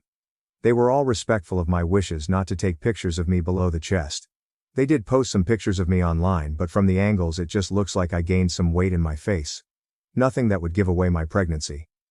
It's a couple days before my flight back home and the friend that I'm staying with suggested we go to the store because she wanted to get a scrapbook for our engaged friend. So we went to the store, and as we were getting ready to leave I saw Jeff's cousin Tanya, 22-ish, F, walk in. I talked to her several times at Jeff's family gatherings over the years, but we never really got along. She was always a bit too gossipy for me to like her. So of course she was the last person I wanted to see. The first thing she did was loudly announce that I was pregnant as if everyone in the store couldn't tell just by looking at me. Then she starts grilling me asking if Jeff knows. I said no and that he doesn't need to know as it's not his. That was a lie obviously, but I didn't want to open a can of worms. Tanya then tells me with how big my belly is that I'm far along and asks how I could move on so quickly. I told her that Jeff and I broke up a long time ago. She responded saying that everyone knows we were still hooking up at the beginning of this year. I did not know that was common knowledge. I figured Jeff would have kept his mouth shut about that. Anyway, I lied and told her that I already had a new boyfriend and that I was 5 months pregnant. She seemed to accept that and awkwardly congratulated me. My friend and I paid for her stuff and left immediately after that. I prayed that would be the end of it. Like I said, Tanya is a gossip, so of course she went and ran her mouth about seeing me pregnant just a few hours later. Now a bunch of my friends have messaged me saying that Jeff is blowing up their inboxes trying to reach me. None of them have told him my new number or social media, so he has no way of reaching me himself. My flight back home isn't for another 2 days and I'm freaking out. Some of my friends are saying that I should just tell him the truth now that he knows I'm pregnant. I still say I can get by pretending it's someone else's and that I'm not far enough along for it to be his. I honestly just want to ignore him and go back home. However, I'm having some doubts that that's the right choice and there isn't a consensus on what to do, so I'm turning to internet strangers. TLDR. I got pregnant by my ex. Moved away, planning to raise the child myself. His cousin saw me and told him I'm pregnant. Now he's trying to get a hold of me and I just want to go home and ignore him. Should I tell him the truth or just go home? Update 1. Hi everyone. So the consensus on my post was to tell Jeff about the baby being his. Even from just the first few comments that seemed clear. We did end up meeting up. It wasn't particularly interesting or dramatic, but if anyone cares, here's what happened. He got a hold of the friend I was staying with on Instagram. I wanted to just talk to him on the phone, but he insisted we talk in person ASAP. In retrospect, I should have just waited until the next day, but I kind of just wanted to get it over with, and it seemed like he did too. TBH, I thought he was going to tell me that he wanted nothing to do with the kid, because I didn't see any other reason why he wanted to talk in person right that second. Keep in mind it was almost 10 at night at the time. So my friend and I went to his parents' house where he was waiting. His parents always treated me like family, so I guess I felt comfortable being there, even though we probably should have met at a neutral location. When we got there, Jeff's mom answered the door. She hugged me and I could tell she wanted to touch my stomach, but she restrained herself and didn't even ask. Thankfully. I always liked her. We made awkward small talk as she led me to the living room. It was clear that they had just had a party, as it was still messy with a bunch of drinking cups lying around and confetti on the floor. On the couch was Jeff and Grace holding each other's hands. I was surprised that I honestly felt nothing for him at first. His stepdad offered me a seat, but I chose to stand. I wasn't planning on being there long anyway. Jeff started off saying that I might be able to fool Tanya, but he knows there's no way I would have ever met a new guy and gotten pregnant that fast. So he asked why I didn't tell him. I told him the truth, that the last time we spoke he told me not to contact him unless I was literally dying. And I'm not dying. He told me that he was trying to be respectful to Grace and that obviously this would have been an exception. Grace chimed in to tell me that I ruined her proposal. I found out later, third-hand info, but knowing Tanya I believe it, that the party at his parents' house was for him to propose to Grace in front of all their friends and families. Tanya waited until after the proposal, and when people were giving speeches, she told Jeff she was so glad he got away from me and wasn't going to be stuck raising my baby. Then all hell broke loose at the party apparently. I had no idea that happened at the time, or I honestly would not have went to see him at all. But hearing that he proposed was when it hurt. He broke up with me because he was scared of marriage and kids, but he dated her not even half as long as we did and she got a ring. I put on a brave face. Or at least I think I did. And acted like it didn't bother me, but it absolutely did. His mom told Grace that it's not my fault and now wasn't the time for that. Then Jeff told me that, obviously I can't move now. I told him that I already did, and I was only in California for the weekend. He countered saying that I have to move back. I told him no, I'm not doing that. He said, well, I can't just leave. At that point I got frustrated and told him that I left months ago. My job is in my home state. I bought a house. All my doctor's appointments have been there. I established residency there a long time ago. California isn't my home anymore and hasn't been for half a year now. So then he got frustrated and got up to approach me asking if he's just supposed to send a paycheck once a month and saying this wasn't how it was supposed to happen. I don't really know what he meant by that second part, because he just found out I was pregnant a few hours before, but I assumed he was taking about his life plans. I forced myself to calm down and try to be empathetic. I told him that if he was worried about this screwing up his plans for the future, that he had nothing to worry about. I don't want or need anything from him. I've planned everything out, from finances to childcare when I return to work to even setting up my baby's college fund. It's all taken care of already. He didn't really say anything. I didn't know if he was thinking or just relieved that I had it all handled. I told him he can still get married to Grace and have his own family someday. I promised I wouldn't bother or blame him for anything. My baby will be loved and cared for. Jeff got teary-eyed and told me that I know how he feels about this. He was referring to when he broke up with me and said that he didn't want to be a dad because he didn't think he'd be a good one. He also has abandonment issues from his bio dad walking out on him, his siblings, and his mom when he was 6. I told Jeff that he's not him. His bio dad. That he's better than him and always will be. His mom started crying at this point, I guess from seeing how his dad's abandonment still affects him to this day. I promised Jeff that I wouldn't let my baby think that Jeff was a deadbeat. I'd be honest that we just weren't meant to be together, and we live thousands of miles apart. He told me that he can't just not be in his kid's life and that I don't understand what it could do to them. He asked if we could please just figure something out together. I asked him what he realistically expected would be a solution. Because I'm not moving back to California, and I highly doubt he and Grace wanted to pack their bags and move that far away from their own families and friends.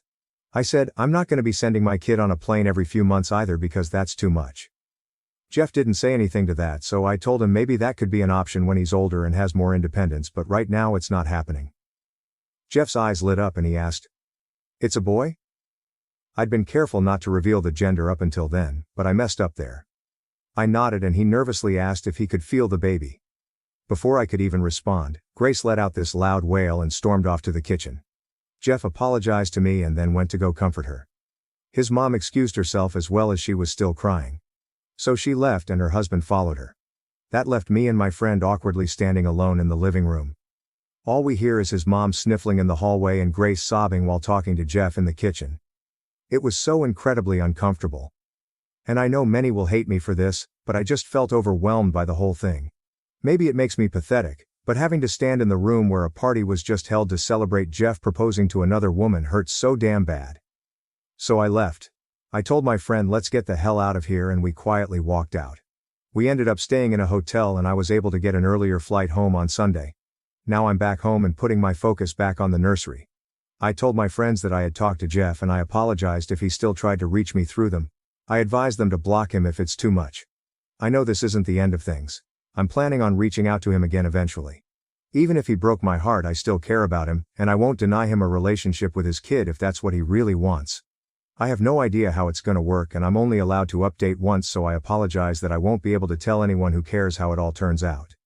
Thank you for the advice on my last post. Even though everyone was downvoting me and the post itself, it was nice to get opinions without bias. Update 2. First, I've seen a lot of comments saying that Jeff proposed to Grace within a few months after they started dating. That's not true. Aside from the 1-month breakup where Jeff and I conceived the baby, they were together roughly a year and a half before the engagement, assuming they had no more breakups after. IDK their full history, nor do I care to. Second, I feel like people were being a bit harsh on Jeff. I can honestly say he is not an abusive or controlling person. The man never so much as raised his voice at me in the 4 years we dated. He was a bit overbearing by demanding that I had to stay in California because that's where he is, but he just found out about the baby and was panicking that I'd disappear and he wouldn't be able to contact me. Which, to be fair, that's exactly what I did, so I get it. I had a million thoughts, some wildly ridiculous when I think about it now, running through my own head when I found out too. Third, he wasn't juggling Grace and I at the same time like people think. She broke up with him. They both thought for good at the time. He and I started having sex again, but it wasn't like we were in a sequel of the lovey-dovey honeymoon phase. It was a weird and confusing time. We weren't talking about getting back together. I already had a start date for my new job back home and my move was scheduled. He didn't know any of that. I was still in love with him, of course, and I hoped he'd tell me he wanted to get back together and I would have stayed. But he didn't. Finding out he was getting back with Grace hurt, but I can't say I felt used for sex. I don't think either of us knew what the hell we were doing by sleeping together again in the first place. Jeff is a simple man overall. I promise he's not some supervillain taking advantage of women and playing with their emotions. I'm not making excuses for him. I wish it were that easy to say that he's a dirtbag, and you should give me all your sympathy. In reality, I know who Jeff is as a person. Anyone who read my posts knows him as just a collection of bad and/or questionable choices he made. If you summarize anyone up to just the bad shit they've done, of course they'd come off as an unlikable person. Jeff's not evil or manipulative. He's just got some stuff he probably should have worked through years ago, and admittedly, I never thought his issues were that prevalent until we broke up. Plus, I'm positive that Grace knew we slept together while they were broken up. There's no way that was a shock to her. He would have told her himself, and even if he somehow hadn't, If Tanya knew, then everyone else knew shortly after. Guaranteed. Lastly, I appreciate everyone concerned about any custody issues that may arise from this. I was also amused by the people who were hyping themselves up thinking that I was delusional and actually going to be forced to put my baby on a plane by court order. I'm not sure why so many people on Reddit are used to dysfunctional relationships where judges and a huge custody battle need to be involved, but that's not us. Jeff and I were together, and very much in love for years. It might be hard to picture that when you've only read about the shitty end of our relationship, but everything before the breakup was an ideal relationship, which is exactly why it hurt me so much when he ended it. Things are weird now, but we don't hate each other. Our default option, even in a complicated situation like this, is not, we're taking this to court. That would be the last resort. I'm sure we'll work it out between ourselves long before it ever gets there. So on to the actual update. I planned on contacting Jeff after a couple weeks. I wanted to take time to gather my own thoughts and figure out what I wanted to say. Instead, I got phone calls from his number about a week after I returned home. He left a voicemail asking me to call him so we could talk. I was honestly furious because there's no way he should have been able to find my number unless somebody told him. It might not seem like it's a big deal, but to me I saw it as somebody who betrayed my trust in them. I texted him asking how he got my number. He said it wasn't important and that he wanted to talk. I said it is important to me, but he still didn't want to tell me. I told him we can talk when he tells me who he got my number from. So finally he told me who it was, and sent a screenshot of the conversation when I asked for proof. It was the second least likely friend I would have expected to break my trust. That's a whole other story though. So we talked over FaceTime and he told me that he absolutely wants to be in our son's life. He doesn't know how it's going to work long term, and neither do I. There was no threat of lawyers or his mom shouting grandparents' rights in the background like people were expecting. We're adults and we'll figure it out. The situation is not any easier to handle logistically, but emotions from that night have died down and we have clearer heads to move forward with. He did, however, have the audacity to tell me that he hates that I didn't tell him much sooner, and that I wasn't planning to tell him at all until Tanya found out, because he thought we meant more to each other than that. I told him I thought we did, until he told me not to contact him unless I was dying. That shut him up quickly because he knows now that it was an extreme and unnecessary thing to say even if he wanted to cut contact with me. He apologized for it and I apologized for not telling him about the baby myself. That's all we can really do. We're about to co-parent a child together so we don't get the luxury of holding a grudge with one another over past slights. He also told me that he and Grace are no longer together. He claims that it was a mutual decision, but that sounds too easy to me. How do you go from newly engaged to broken up in 18 hours with it being a completely clean process? I'm guessing he's just sparing me the ugly details on what must have actually happened. I do feel bad for Grace. Other than incorrectly assigning blame for her ruined engagement party, she didn't do anything wrong.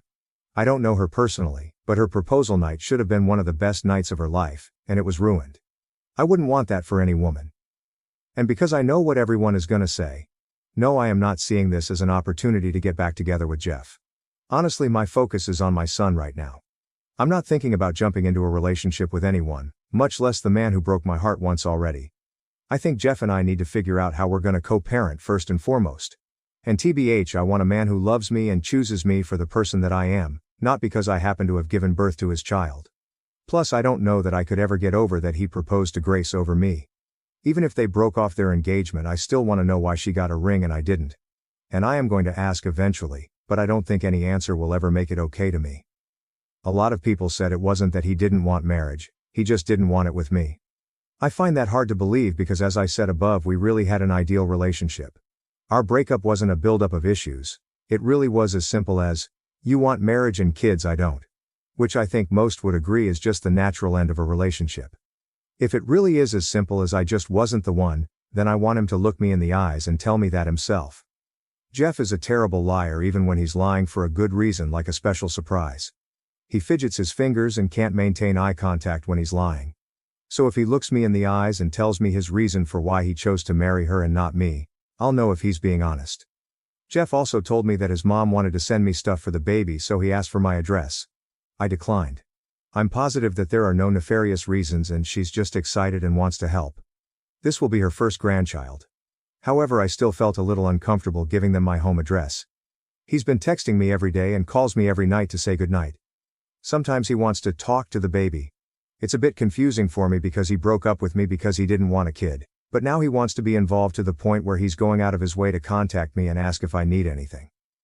It's strange, and I don't really understand how his brain works, but like I said in my last post, I won't deny him a relationship with his kid if he wants one. Jeff wants to visit me in person to talk properly, but I told him I'm not sure if that's necessary right now. He asked to come last weekend and I said no. Then he asked again about possibly coming this weekend, but I told him I can't, because I'm having my baby shower on Saturday. He wants to come. I'm not sure if that's a great idea. I'm not worried that he would say or do anything bad, and we're getting along over text VC. I can tell that he just wants to be involved, but part of me feels like it's sort of IDK, playing house almost? I guess it wouldn't be a big deal if I made it clear he would be here as a friend and the father of the baby, but not as anything more. My parents don't think it's a good idea, but I know that's just because they don't like Jeff, ever since he broke up with me. My sister, who is more level-headed, says that it could be a show of good faith that I'm serious about having a healthy co-parenting relationship, and it'll probably be easier to build that foundation now before the baby comes. My brothers don't care either way, but they say they're ready to beat up Jeff if he does or says anything stupid. He won't, but I love my brothers for always looking out for me. I'm not sure what I'm going to decide, but I know Jeff needs an answer soon so he can book a flight and a hotel room if I do say yes. I'm open to suggestions. Update 3. Hi everyone. I've been requested to give an update on the baby shower and whether or not I let Jeff attend. This post is rather lengthy as it covers a whole weekend, so I'm including a TLDR at the bottom. So I did end up allowing Jeff to come to my baby shower. When he called me the Monday night before my Saturday baby shower, I brought it up. I told him he could come if he agreed to 3 rules. We are not together. Don't touch me, hug me, or put your hands on my stomach unless I say it's okay. I agreed that we needed to have a serious talk. However, it only takes place after the baby shower. I'd see if there's an awkward vibe because we have things we want to get out. We ignore it until after the baby shower. You stay in a hotel. I wasn't housing anyone. I needed my home to be my own place to return to if things got too overwhelming. Unsurprisingly, he was fine with all of those conditions and was just happy that he could come. I also told him he was free to invite his mother if she wanted to attend. He was relieved because she did mention wanting to come with him if he came. Everything was settled until the next day when he called to ask me if his brother and sister could come too. His stepdad had a prior commitment and wouldn't be able to attend. I shouldn't have been surprised Jeff asked about his siblings though. His family is really close-knit. They show up for each other and everything. I've never had any issues with anyone in his family. I always got along with his parents and siblings, especially his sister. I said it was fine. I didn't really care as long as they understood that I was the guest of honor at my baby shower and not a hostess, so I wouldn't be checking in with them the entire time. His sister also messaged me privately to ask if I was really okay with them all coming and that she and their younger brother could stay home if I didn't want them all there. It was totally unnecessary because I already said yes, but I really appreciated that she did that. Their flight got in on Friday afternoon. My parents decided to host a dinner for Jeff's family. They don't like Jeff anymore, but they felt that since he and I are now tied together for the next 18 years minimum, our families should be acquainted at least. When they got to my parents' house, the greetings were as awkward as expected. Jeff leaned down to my stomach and said hi to the baby. The baby kicked, and when I told Jeff, he got excited, so I offered to let him feel. I figured he should be able to have that moment. His mom was ecstatic that the baby was kicking, saying that he already knows his daddy's voice. She was so happy that I didn't have the heart to tell her that the baby had already been kicking for the past half hour before they got there. Dinner was fine. It was mostly talking about the baby shower. But we did also go around the table and everyone suggested names. I have to admit I'm a bit bummed about the naming. I was happy that I had sole decision power when it was just me, but now I have to get Jeff's approval too, which sucks. Some of the names he suggested were awful tbh. The day of the baby shower was long, but it went perfectly. Luckily Tanya was over 2k miles away, so she couldn't ruin the event. It was relatively big as my family has always done co-ed baby showers. We even had some games specifically for the men in attendance. I felt a little bit bad about Jeff just being a guest, so we tried to include him last minute by letting him give the guys the rules for the bottle chugging game. It was tea, not beer of course. And we added a last-minute best dad joke competition that he got to decide the winner on. We also took some pictures together.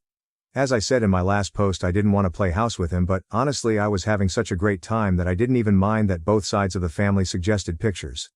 More importantly, he asked for my consent before putting his arm around me and touching my stomach for the pictures, which was such a relief that he was respecting the boundaries I gave him before he came. After the baby shower ended, I invited Jeff's family to my house. I mentioned not wanting to give my address to him in my last post. Some people misunderstood that as me trying to stay hidden forever. Obviously he was going to know my address once the baby came. I think what those people failed to realize is that it was all happening so fast. Jeff got my number one day and the next day he was asking for my address on his mom's behalf to send baby stuff. It was a lot and far too soon. But since everything was going great, I didn't mind so much inviting them to see my house. His mom cried when she saw the nursery.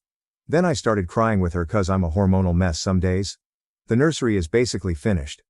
I had just bought a different shade of blue paint because I didn't like the one I initially chose after looking at it for a couple weeks. I was planning on it being repainted the next week, but Jeff and his brother offered to do it while they were there. I said no obviously because they were guests. My dad chimed in to say to let him, Jeff, do it, because it's about time he stepped up to help. Obviously my dad knows that Jeff just found out about the baby recently, and I reminded him of that. But my parents were the ones who comforted me every time I cried when I first moved back home and again when I found out I was pregnant. It's gonna take a while for them to warm up to Jeff again. So Jeff and his brother painted the first coat with my dad while I talked to Jeff's sister outside. I asked her about Grace but she wouldn't tell me what happened. She told me that it was a conversation between me and Jeff. She did tell me that her whole family tried to talk Jeff out of proposing because it was too fast, but he insisted so they supported him. The only other thing she said was that Tanya has been banned from her family's events for the foreseeable future, and their families aren't on good terms as Tanya's parents don't think what she did was a big deal. After the guys finished painting everyone except my sister and Jeff left. Jeff and I decided to talk that night. My sister was in the living room in case it didn't go well and I needed emotional support after Jeff left. He and I talked in my bedroom. My feet were killing me and I needed to lie down. So I did that and Jeff sat on the other end of the bed. Neither of us knew how to start so I just asked him point blank why he changed his mind about kids. I reminded him that he broke up with me because he didn't want marriage or kids. He said that it's true that he didn't want kids and that he's still afraid he'll screw it up somehow but that the baby already exists and so he already loves him and wants to be present for him. I then asked about Grace. I wanted to know why he proposed to her and not me. It's not relevant now but I'm still human and I wanted to know, what was different about her? He told me that he was never scared of marriage. He meant it when we discussed plans about marriage after I was done with school. He wanted to be married to me. It was just the kids part that he couldn't do. He says that he just added marriage into his reasoning for our breakup because he felt like it would be easier for me to accept. In his head I might have been able to overlook the kids thing at least for a few years, but he knew if he said he didn't want marriage either, then I wouldn't stay. IDK. Why he didn't just talk to me about it. Instead, he broke my heart because he thought he was setting me free. As for why he proposed to Grace? She was on the same page as him regarding children. She didn't want them.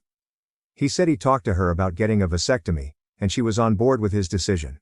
He admitted that they moved too fast. She was pressuring him to propose to her and she wanted the big party so the proposal wasn't a surprise event. Everyone knew what it was gonna be, including Grace as she practically planned the thing herself.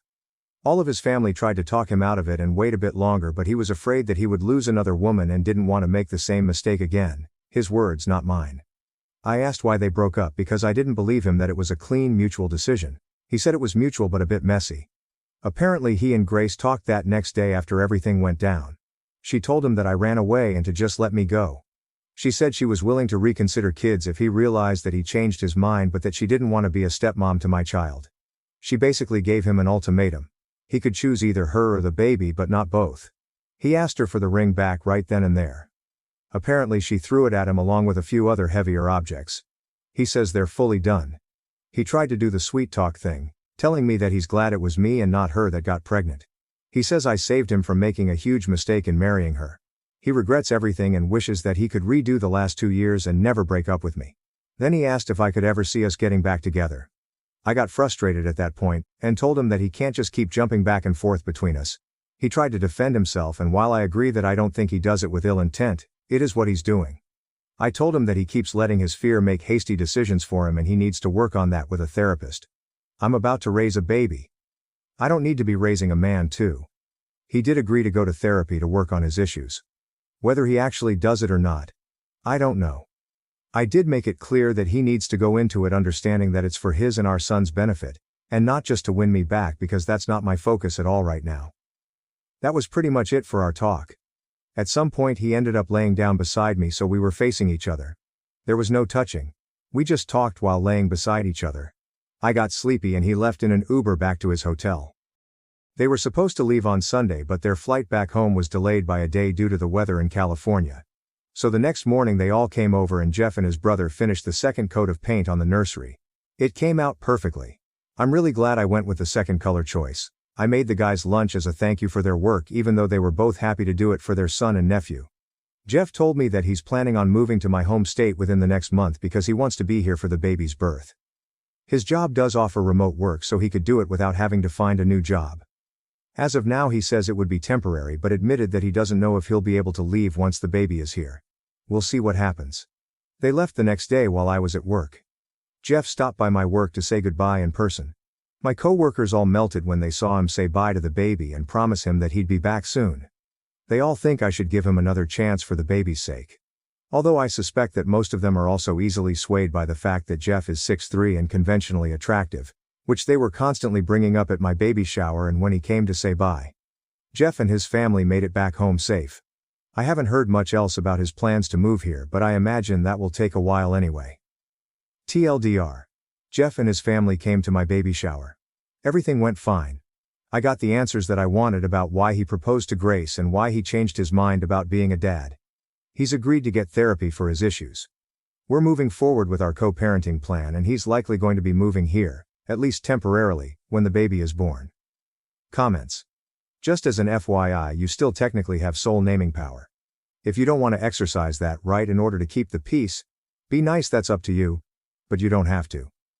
Honestly, it sounds like Jeff will go along with any name you like at this point just to keep you happy. I'm glad things are working out for you. Jeff's family sounds amazing. I see what you're saying, but I believe in choosing my battles. If my options are to find a name we're both happy with or risk bottled resentment from Jeff over me making a unilateral decision, because you're right, he would agree to me picking what I want just to keep the peace. I'm going with the first option. There are much more important things to hold my ground on regarding my child's future. I've seen people commenting on the surname too. Where I live, the kid almost always takes the dad's last name with few exceptions. Even my parents are expecting the baby to have Jeff's surname now that he's involved. While I wouldn't give any woman grief for wanting to pass her name on, it's not important to me. I know he's mine and that's all I need. Also, I've got 3 brothers, so the odds are extremely likely that our family name will be passed on through them anyway. I'm so happy for you. You indeed saved Jeff from marrying Grace, who seemed to be overbearing and domineering. I hope you and Jeff will co-parent peacefully. If you decide to give him a second chance, make him grovel. I bet his family are happy that Grace is gone. She sounds like a high-maintenance woman. Planning her own big engagement party after pressuring the guy to propose. Wow. Nobody said it directly, but I was definitely getting vibes that his family didn't like her very much. I don't know her personally, but she sounds a bit immature. Throwing things at someone during a breakup is just not okay. So Grace manipulated everything then. He was going to get married to the wrong person and regret it years later. I don't know if she manipulated him, but she definitely pressured him. He said that she told him she didn't want to waste her 20s on him if he wasn't serious about getting married eventually. He didn't tell me this, but I'm guessing maybe he told her about the reason for our breakup and she didn't want the same thing to happen to her, so she pressured him into proposing. Again, that's just a guess though. Oh, I have my own opinion, but girl, you are doing all very well and everything was perfect. He gave you a good explanation, and you gave him a great insight. I love what you said about how his fear was taking decisions, and advice. I hope all of you find your way. Keep us informed. Yeah, his answer for every decision he made was, because I was scared of, which is just not a good way to go about anything. That's something he definitely needs to work on. My sister tried to seduce my fiancé before our wedding. Got caught on camera and was disowned by our parents. My manipulative, narcissistic sister attempted to seduce my fiancé just before our wedding in an effort to break us apart. Fortunately, her actions were caught on camera, leading to her being disowned by our parents. This story revolves around my older sister, Dove, 29F, who has never been able to tolerate my existence, as she apparently believes I'm living a life that I don't deserve. Dove, who is now divorced and jobless, is living with our parents. She had dropped out of college to be with her wealthy boyfriend, who eventually divorced her when her true nature became apparent. Growing up, my relationship with Dove was far from ideal. She was always the pretty and smart one, full of herself, and our parents consistently showered her with praise, which left me feeling inadequate. Everyone around us constantly admired her looks, while I was often ignored, and it hurt deeply. Dove used her popularity to mess with my mind, telling me that no one liked me, which made me incredibly insecure. My parents never supported me or acknowledged my feelings because Dove always lived up to their expectations. This led me to distance myself from them throughout my childhood and teenage years. Dove frequently had friends over when our parents were at work, and they would often mess with my room. On one occasion, they even ruined a school project of mine, nearly causing me to fail. When I threatened to tell Mom about it, Dove blackmailed me, saying she would share embarrassing pictures of me with my classmates. At just 14 years old, I was terrified. Dove never took responsibility for her actions, and it was pointless to tell my parents because they never paid attention to me. My mom never had my back, although my dad would occasionally call Dove out. For instance, one time she used my phone to send strange pictures to my friends after I'd complained to Dad about her. Another time, she spilled coffee on my prom dress and then played the victim, crying and claiming it was an accident. After that, I stopped confiding in him altogether. I never really understood why she harbored so much hatred towards me until later when I realized that she was a narcissist, and her behavior had nothing to do with me. She was a walking red flag in her relationships, cheating on every guy she dated. As much as I hate to admit it, she was also a gold digger. Something her ex, who remains a friend of mine, can fully attest to. Essentially, she was pretty awful as a teenager, and nothing changed as she grew older. If anything, her behavior only got worse. It was entirely my parents' fault because they never bothered to discipline her. After school, things finally started to look up for me. I worked incredibly hard to get into my dream college, and after a few years of struggle, I landed my dream job. It was there that I met the love of my life, Atlas, at an office conference. He was smart, kind, and handsome, and we hit it off instantly. Within a few months, we started dating. We traveled a lot, which only strengthened our bond. Atlas was very close to his family, so he introduced me to his siblings and parents just a few months into our relationship. But when it came to introducing him to my own parents, I took my sweet time. The main reason for this delay was my sister Dove and her malicious intentions. I always had this nagging feeling that she would find a way to ruin everything. She was the one who always got the best of everything as a child and teenager, and now that my life was going better than hers, I was certain she wouldn't be able to handle it, especially when it came to my relationship. However, I couldn't keep delaying the introduction any longer. Atlas was beginning to grow suspicious of my reluctance to introduce him to my family. So, after a year and a half of dating, I finally told Dad about him. Dad was thrilled that I had found a man who was worthy of me and invited us over for dinner. While I was excited, I was also equally stressed because I knew Dove could go to any lengths to sabotage my happiness. Although Atlas was aware of my family dynamics, I went over it with him in detail. He was relaxed about it and reassured me that he would handle whatever came his way. A few days after I spoke with Dad, I unexpectedly received a call from Dove. It was surprising since she had never reached out to me before. She started asking questions about Atlas and when I planned to visit home, but it was clear that her real interest was in getting more details about Atlas. I can only assume that Mom had told her I was seeing someone and that our relationship was getting serious. Dove was suddenly trying to get all chummy with me, but I could see right through her motives. Now, I'm grappling with whether I should take the risk of introducing Atlas to Dove, knowing full well that her intentions are far from good. I'm also considering an alternative, perhaps inviting my parents over to my place so they can meet Atlas without involving Dove. Update 1, thanks for all the great advice. Some of you asked for more details about Dove, so here you go. It's true that my parents, especially my dad, began to see Dove differently after her divorce, and she really brought it on herself. She had been academically gifted, but once she got to college, her entire focus shifted to her looks and beauty. That's when she met Jeremy, a super rich guy, and jumped into a relationship with him, completely abandoning her studies. During my final year of school, I was busy preparing for my college entrance exams, and Dove kept telling me I would never get into my dream college. But I did, and for the first time, I got validation from my parents. They were genuinely happy and proud of me, but Dove couldn't stand it. She was jealous that all the attention was on me and not on her. To sabotage my moment, she announced her engagement to Jeremy at the celebration party my parents had organized for me with close family and friends. It was obvious from Jeremy's expression that he had no idea she was going to do this, but she succeeded in making the day all about herself. Everyone immediately became curious about Jeremy because, according to Dove, he was extremely wealthy.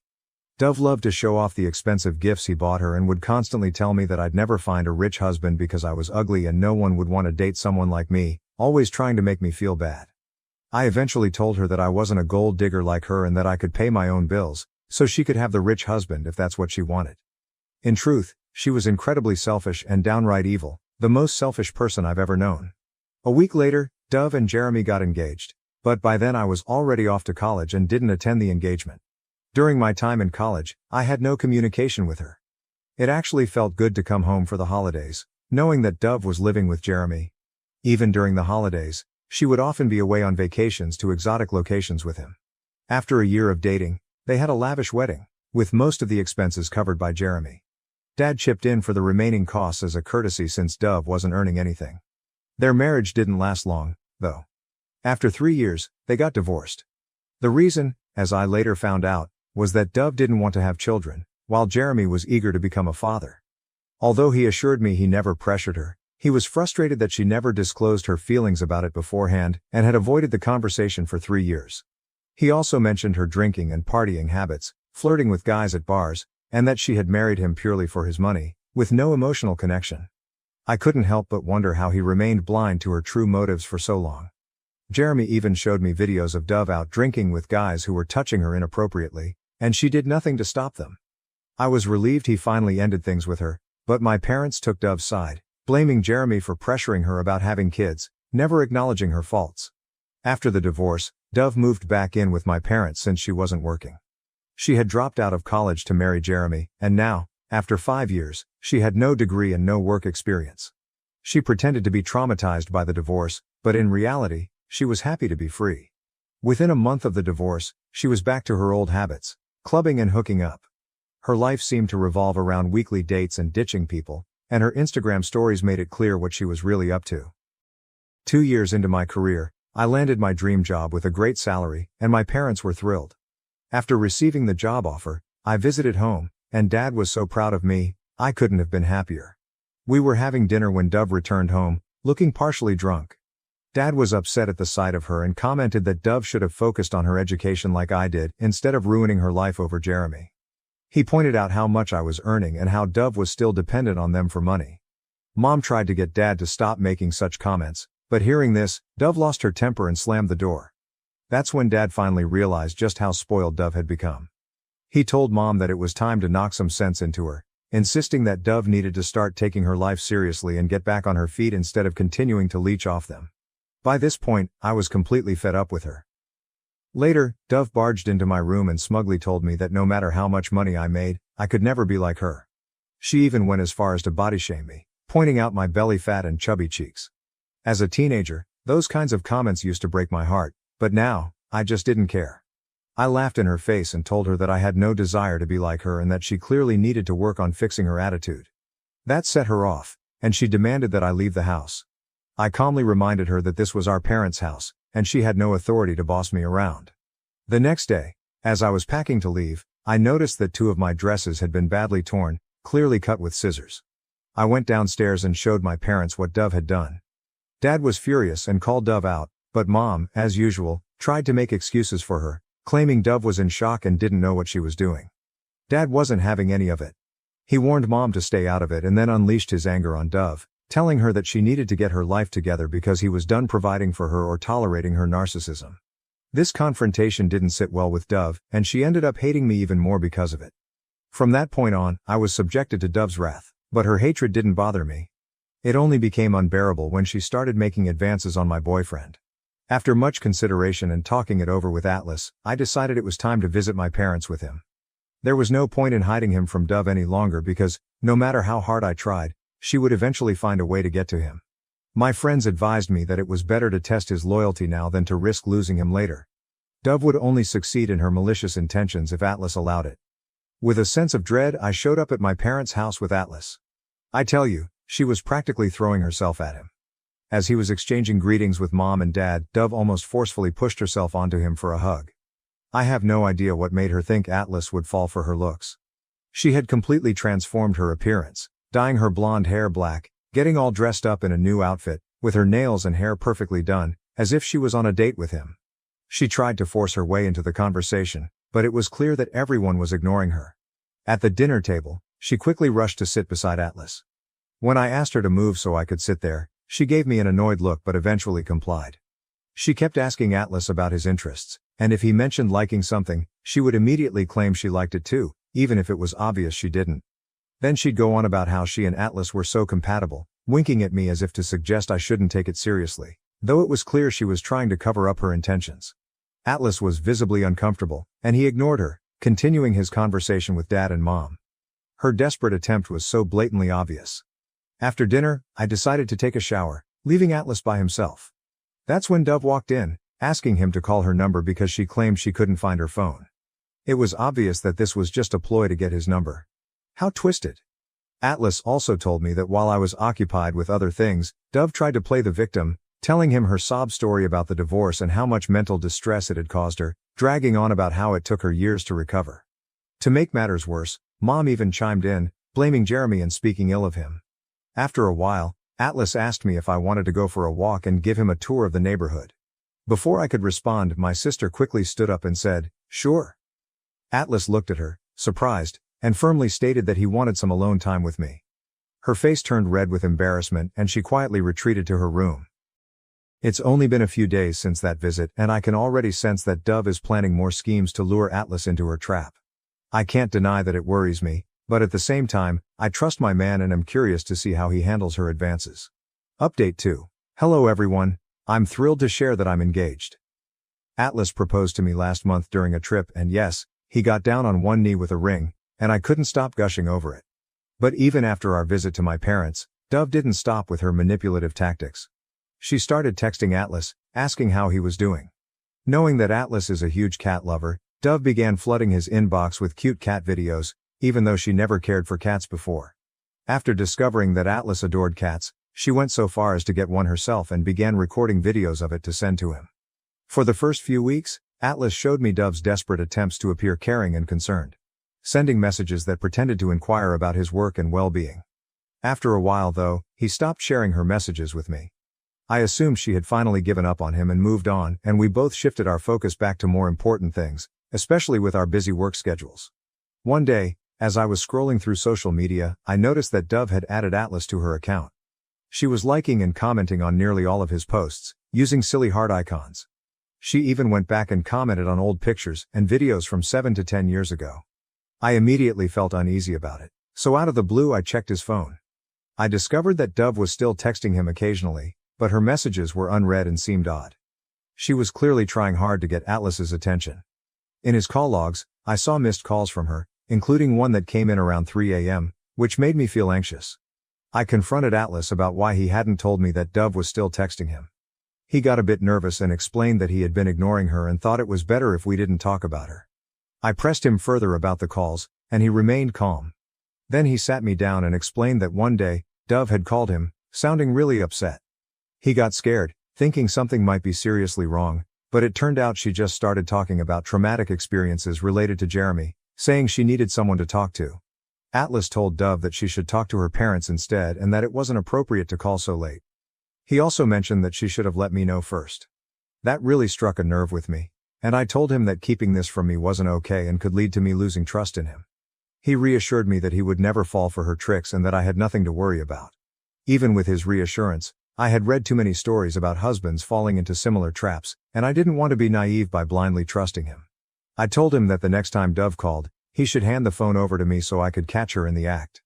Sure enough, one night, her call came through, and Atlas woke me up in the middle of the night. I answered the phone, and Dove immediately went silent when she heard my voice. She quickly claimed it was a mistake and hung up. The next day, I tried calling her multiple times to confront her, but she never picked up. So I texted her from Atlas's phone, letting her know it was me and that she needed to stop calling or texting him at odd hours. I also told her that if there was anything urgent she should contact me directly instead. After that, she finally stopped texting him, and I felt relieved that she was out of our lives. After Atlas proposed to me, I sent a picture of the ring to my dad. Dove must have shown it to Mom, and not long after, she started her stalking behavior again. She began texting Atlas and sending ridiculous videos. I was completely fed up. As soon as Atlas told me, I called her and unleashed all my pent-up anger, telling her to stop playing games and get a life. She mostly stayed silent while I let it all out, but I didn't realize at the time that she wasn't going to back down easily. As soon as I hung up, Mom called, furious, yelling at me for insulting my sister. Dove had told her that I was accusing her of trying to steal my fiancé. Mom claimed that my cruelty had caused Dove to have panic attacks and insisted that I be more considerate toward her, reminding me that Dove had been struggling with depression for years and was still recovering from her traumatic divorce. I found it laughable because Dove was never depressed about her divorce. I hung up the call and immediately informed Dad that if they continued to ignore Dove's behavior, I would have no choice but to cut them out of my life. I was done being a puppet in her game. I couldn't keep turning a blind eye to her antics. Update 3. I never imagined Dove would stoop so low. She had always made my life miserable, but I never thought she would actually try to seduce my fiancé before our wedding. The bullying, body shaming and constant ridicule were one thing, but realizing that she was willing to go as far as trying to ruin my wedding by seducing Atlas was a bitter pill to swallow. As we were planning our wedding, I wasn't in contact with Mom after our last confrontation. However, she eventually called and apologized for shouting at me, admitting that she had lost control out of fear for Dove, who was supposedly having panic attacks. One of my cousins later told me that Dove had been crying to everyone about how I was accusing her of trying to steal my fiancé and that I didn't deserve any of the good things in my life, especially Atlas. According to Dove, because she was the gorgeous one, she believed she should be the one getting the best of everything, not me. When I told Mom about this, she went quiet. She simply told me to forget everything and focus on my wedding and the happy life ahead. Fortunately, everything went as planned, and Dove managed to keep a low profile for a while. At the very least, she didn't interfere in our lives during that time.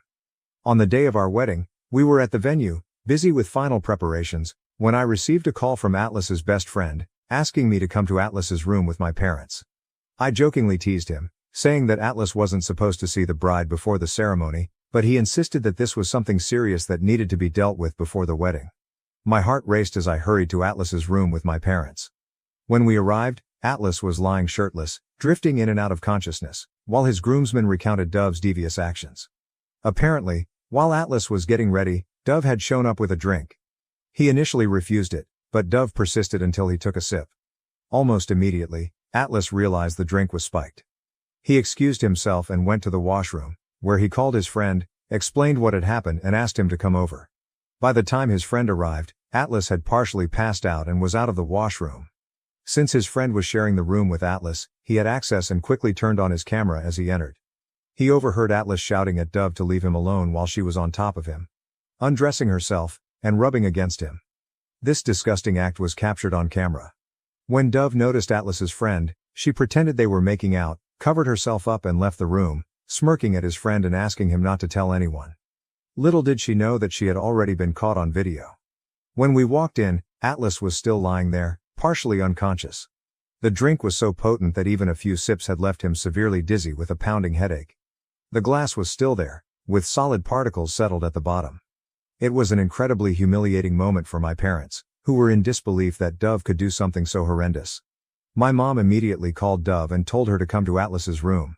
When she arrived, her lipstick was smudged, and she nonchalantly said, "I know you guys are mad at me, but it was mutual. Atlas loves me and has been making advances on me ever since we met. Today, he convinced me to have a one-time hookup before the wedding." My mom slapped her hard, telling her that we were aware of her lies and that everything had been recorded on camera. Dove was stunned by this revelation, and my parents wasted no time in kicking her out of the venue before she could cause any more trouble. Security was instructed not to allow her back inside. It was obvious that she had been trying to make it known that she had been with Atlas, hoping I would call off the wedding. My dad immediately called a doctor, who confirmed that Atlas had indeed been served a spiked drink, which had severely affected him. Atlas's parents and siblings were so upset that they wanted to confront Dove, but my parents had to apologize profusely to them to help calm the situation. The wedding had to be delayed until Atlas recovered, which took several rounds of vomiting to get through. Word of the incident spread quickly among the guests, who were buzzing with gossip for the next few days. Once Atlas had fully recovered, my dad walked me down the aisle. While I was happy to finally see Atlas as my husband, I couldn't shake the stress of everything that had transpired. During our vows, Atlas added an extra promise, vowing to protect our relationship from anyone who didn't want to see us together. After we returned from our honeymoon, my parents came to visit us and apologized to Atlas for all the trouble Dove had caused. My dad reassured us that Dove would be out of our lives for good. He had actually kicked her out of the house and told her to fend for herself. Despite this, I'm still struggling to move past the incident. My wedding was perilously close to being called off, and if Atlas's friend hadn't recorded what happened, I might never have believed that Atlas was innocent in all of this. My delusional stepdad ruins my $900 prom dress out of spite. Now we're taking him to court for the damage, and the drama unfolds. My delusional stepdad deliberately destroyed my $900 prom dress because I refused to give his golden child son money for his prom outfit. He got what was coming to him. I've never posted here before, but I really need advice because I'm so upset and have no idea what to do. I'm only 17 and not sure if there's any legal action I can take. For some context, I live with my biological mom and her husband since my parents separated and were never married. I originally lived with my dad from the age of 2. He won custody in the custody battle, but he later lost custody after a severe work accident left him paralyzed, making it impossible for him to take care of me. I still see him every weekend and spend the entire summer with him. When I was 10, I moved in with my mom, her husband, and their 2 sons, one stepbrother and one half-brother. Ever since then, my stepdad has made it clear, both directly and indirectly, that I've disrupted their lives by re-entering my mother's life because I'm just another person they have to take care of. I've been working since 10th grade and have been saving up for my senior year in college since last year with the money from my job. My mom and her husband made it clear that my mom would only help with the basics like my graduation cap and gown, senior dues, and senior class photo. Everything else, like prom, I'd have to pay for myself. I earn about $400 every 2 weeks from my job, which I've been saving entirely, and I make extra money by doing nails, around $100 a week plus tips, which I use for spending money. Since it's my senior year and the last year of high school, I wanted to go all out for prom, so I set an $800 budget for my prom dress. My prom is in April, and I wanted to get my dress early since the really cute ones sell out fast. So, I went prom dress shopping in December and found a gorgeous dress that cost $890. It's dark green with a long train, rhinestones embedded into it, and glitter throughout the fabric. When I first showed my mom and stepdad the dress, they asked how much it was.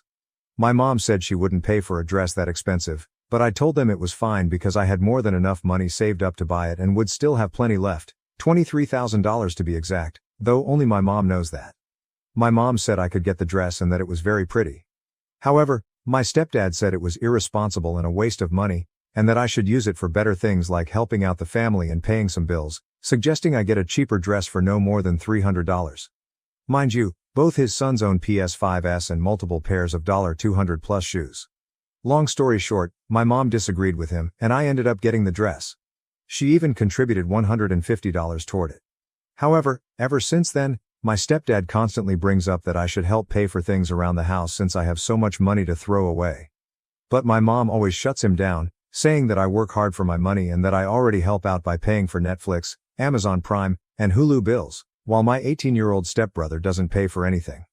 Last Saturday, we had a huge argument because my stepdad suggested that I should help my stepbrother pay for his prom, to which I firmly said, no. He later called me selfish and said it wasn't fair that I get an expensive outfit while his son doesn't. I guess I responded with some snark, saying, that's not my child or my problem. He then tried to complain to my mom, who sided with me, saying that if anything, he should pay for his own son's prom. Well, today, I woke up from a nap and noticed my prom dress was missing from my closet. It was right at the front, so I immediately noticed it was gone. I asked my stepdad if he'd seen it since my mom was at work, and he told me with a condescending smile that he was washing it. I immediately ran downstairs and saw my dress being washed on the heavy-duty cycle. I canceled it right away, but the damage was done. Most of the rhinestones had fallen off, the glitter had washed out, and the entire dress was mangled. I took one look at it, then threw it in a trash bag and left for my friend's house, taking the dress with me. I texted my mom and sent her pictures, but I'm currently at my friend's house, lying on her bed.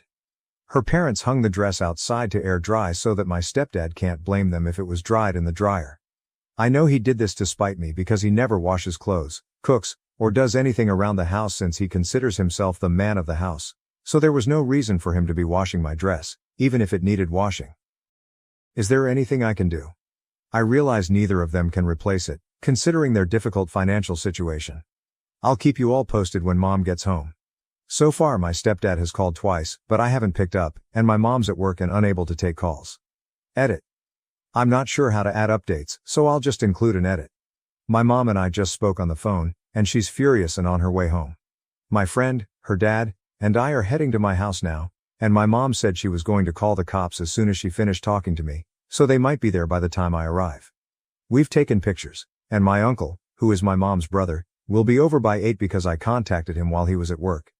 I've been considering your suggestions about withdrawing my money from my account, and I discussed it with my dad, who told me I could stay with him.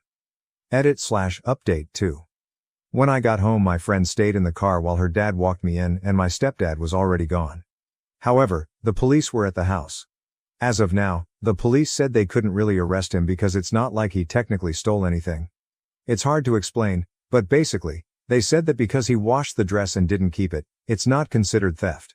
They suggested I could get a confession and have him pay or take him to small claims court. Also, the dress is non-refundable if damaged, so I can't return it or anything. While explaining everything to my mom, I got flustered and started crying. And she hugged me as I cried and told me that he's going to pay for this. This financial issue has been an ongoing argument, and I think he just pushed her too far this time because she's really angry. I also talked to my uncle, and he's off work and on his way over.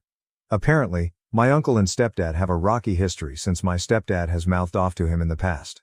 When I explained what happened, my uncle reassured me that everything would be okay, and if needed, he would buy back the dress before it sells out, so I'll still have it for prom. He does expect my stepdad to pay me back one way or another, so it looks like I'll probably end up with my dress for free. Maybe that's a small victory. I'll likely update more later tonight, but things seem to be heading in the right direction. Edit. To clear up any confusion, I pay for the streaming service bills because I really want to watch the shows on those platforms, and my mom works hard but doesn't earn enough to afford those services on top of everything else. So I offered to pay for them so we could have them. She's not the kind of mother who would pick her husband over me, and she always defends me. My stepdad has never pulled a stunt like this before. He just tries to convince her to control my money and savings, but she's never touched my savings. I feel like that's why they always clash, because he has this mindset that, we have all these financial troubles, and your daughter could solve them with her savings, and you have access to them. My uncle came over, and he and my mom had a bit of an argument because he blamed her for enabling my stepdad's behavior by not leaving him, which he thinks is why my stepdad felt comfortable doing what he did. She argued back, saying she's always defended me against him and has never taken any of my money. Which is true. We all talked about it for a while, and she revealed that they actually had an argument last night about paying off a car payment. She mentioned how all these bills are wearing her down, and he responded by saying it wouldn't be such a burden if she used my savings and didn't let me spend it on foolishness. She got angry and defensive because he keeps bringing it up. He also pointed out that the $900 I spent on my dress could have covered the car payment for the next 2 months. By the way, he only knows about my savings because he knows how much I get paid and that I've been saving all of it, so we think that's what triggered him to throw my dress in the washer. My mom and stepdad have been texting back and forth, and he admitted that he washed the dress to teach me a lesson about not spending so much money on something that can be ruined so easily. But he deliberately set the washer to heavy duty, so it's clear he intended to destroy it. My uncle has offered to replace the dress, so I don't need to worry about not having my special dress. We called the boutique and explained everything, and they said they could order another dress, though it won't arrive until February 23rd, which is fine. My mom sent my stepdad a long, threatening message basically calling him out. She's really heated right now, so I'm going to try to ask for a screenshot later. She and my dad also talked and decided it would be best if I got my own bank account so that my stepdad can't use the excuse that she has access to my account, which is also great. My mom and I had a discussion about what's going to happen next, and she said she's not sure yet because it's all a bit overwhelming for her. She's seriously considering leaving him, but I guess she doesn't want to talk about that just yet. My stepdad is currently staying at a friend's house. I'll keep updating, and I might have another one tomorrow. My friend's parents are going to keep the dress at their house, and I'll pick it up tomorrow to have as proof. My uncle has wired me $1,000 for my prom dress, and I'm planning to use the money to replace the dress and buy new shoes. He's quite well off, which is one of the reasons I reached out to him in the first place. I'm going to call the boutique and see if they can reorder the dress, and I'll just pick it up sometime in February. However, we still want my stepdad to pay in some way, and we're working on that. My uncle has also called my other uncles and aunts, with my permission, to vent about the situation, so now most of my mom's side of the family, who all live in Georgia, are aware of what happened. I woke up to a flood of texts expressing sympathy and even some offers of money for prom, which have added up to about $300. So that's a positive outcome. My mom also contacted my step-in-laws, who then spread the news, complete with pictures, and I guess most of them are shocked, except for his mother, who is still buying his excuse that it's just a dress and it was an accident, despite the evidence. I also got a call from my stepdad's sister, who expressed sympathy, and through our conversations, I learned that my stepdad has been asking a lot of his family for financial help because, for some reason, he's bought so many things on credit that he can't keep up with the payments. My mom called my stepdad for answers, which we recorded, and he's basically trying to blame her, saying that if she hadn't pissed him off last night, he wouldn't have done it. He claimed he was trying to teach me a lesson about being responsible with money and that he had planned to lecture me afterward. My mom has now broken up with him because he blamed her for caring more about me than him, which is bizarre. This led to an argument where my mom said, "You think I care about her more than you? Well, you're about to see just how much I do." Their relationship had already been rocky because he can't manage money, and this was the final straw for her. So a lot has happened. First off, we've placed an order for my dress and it's being shipped now. It should arrive at the boutique by February 23rd, so that's sorted. My stepdad and mom are officially broken up, but my mom isn't sure yet if she'll proceed with the divorce because everything is still so fresh, and lawyers are expensive, and she can't afford it right now. They also have a prenup, so they don't share any assets, and the house is my mom's. It was her dad's house that she inherited. She had a different dad from her siblings, who all share the same father. My stepdad came back with his brother after a while and tried to make up for everything by buying me a new dress from Macy's that's similar in color and length to the original, but it's very tacky and ugly and looks nothing like the dress I originally had. He then tried to apologize, saying it wasn't his intention to ruin the dress and that he was just going to wash it to make a point, like, "See, this is why you don't buy things like this." And then he would have bought me another dress. But that explanation makes no sense at all. My uncle also came back to the house after I texted him that my stepdad had returned. My uncle was at the store when he got my message, and when he arrived, they got into a huge argument. My uncle demanded to know why my stepdad destroyed the dress, but my stepdad said he wasn't going to let anyone walk into his house and start making demands. My uncle called him a name, and my stepdad told him to say it again. So he did, and they ended up fighting. My stepdad lost the fight and then threatened to call the cops, but we reminded him that he swung first. After that, he went on a rant, cussed us out, and left, taking the dress with him. We're actually planning to follow your advice and take him to small claims court, considering the evidence and the damage. Hopefully, we'll come out on top. Right now, my stepdad is staying at his parents' house. For those curious about my brothers, here's an update. My 15-year-old half-brother was at his girlfriend's house since Friday, so he missed all the drama, but he reached out to me today. I love him so much.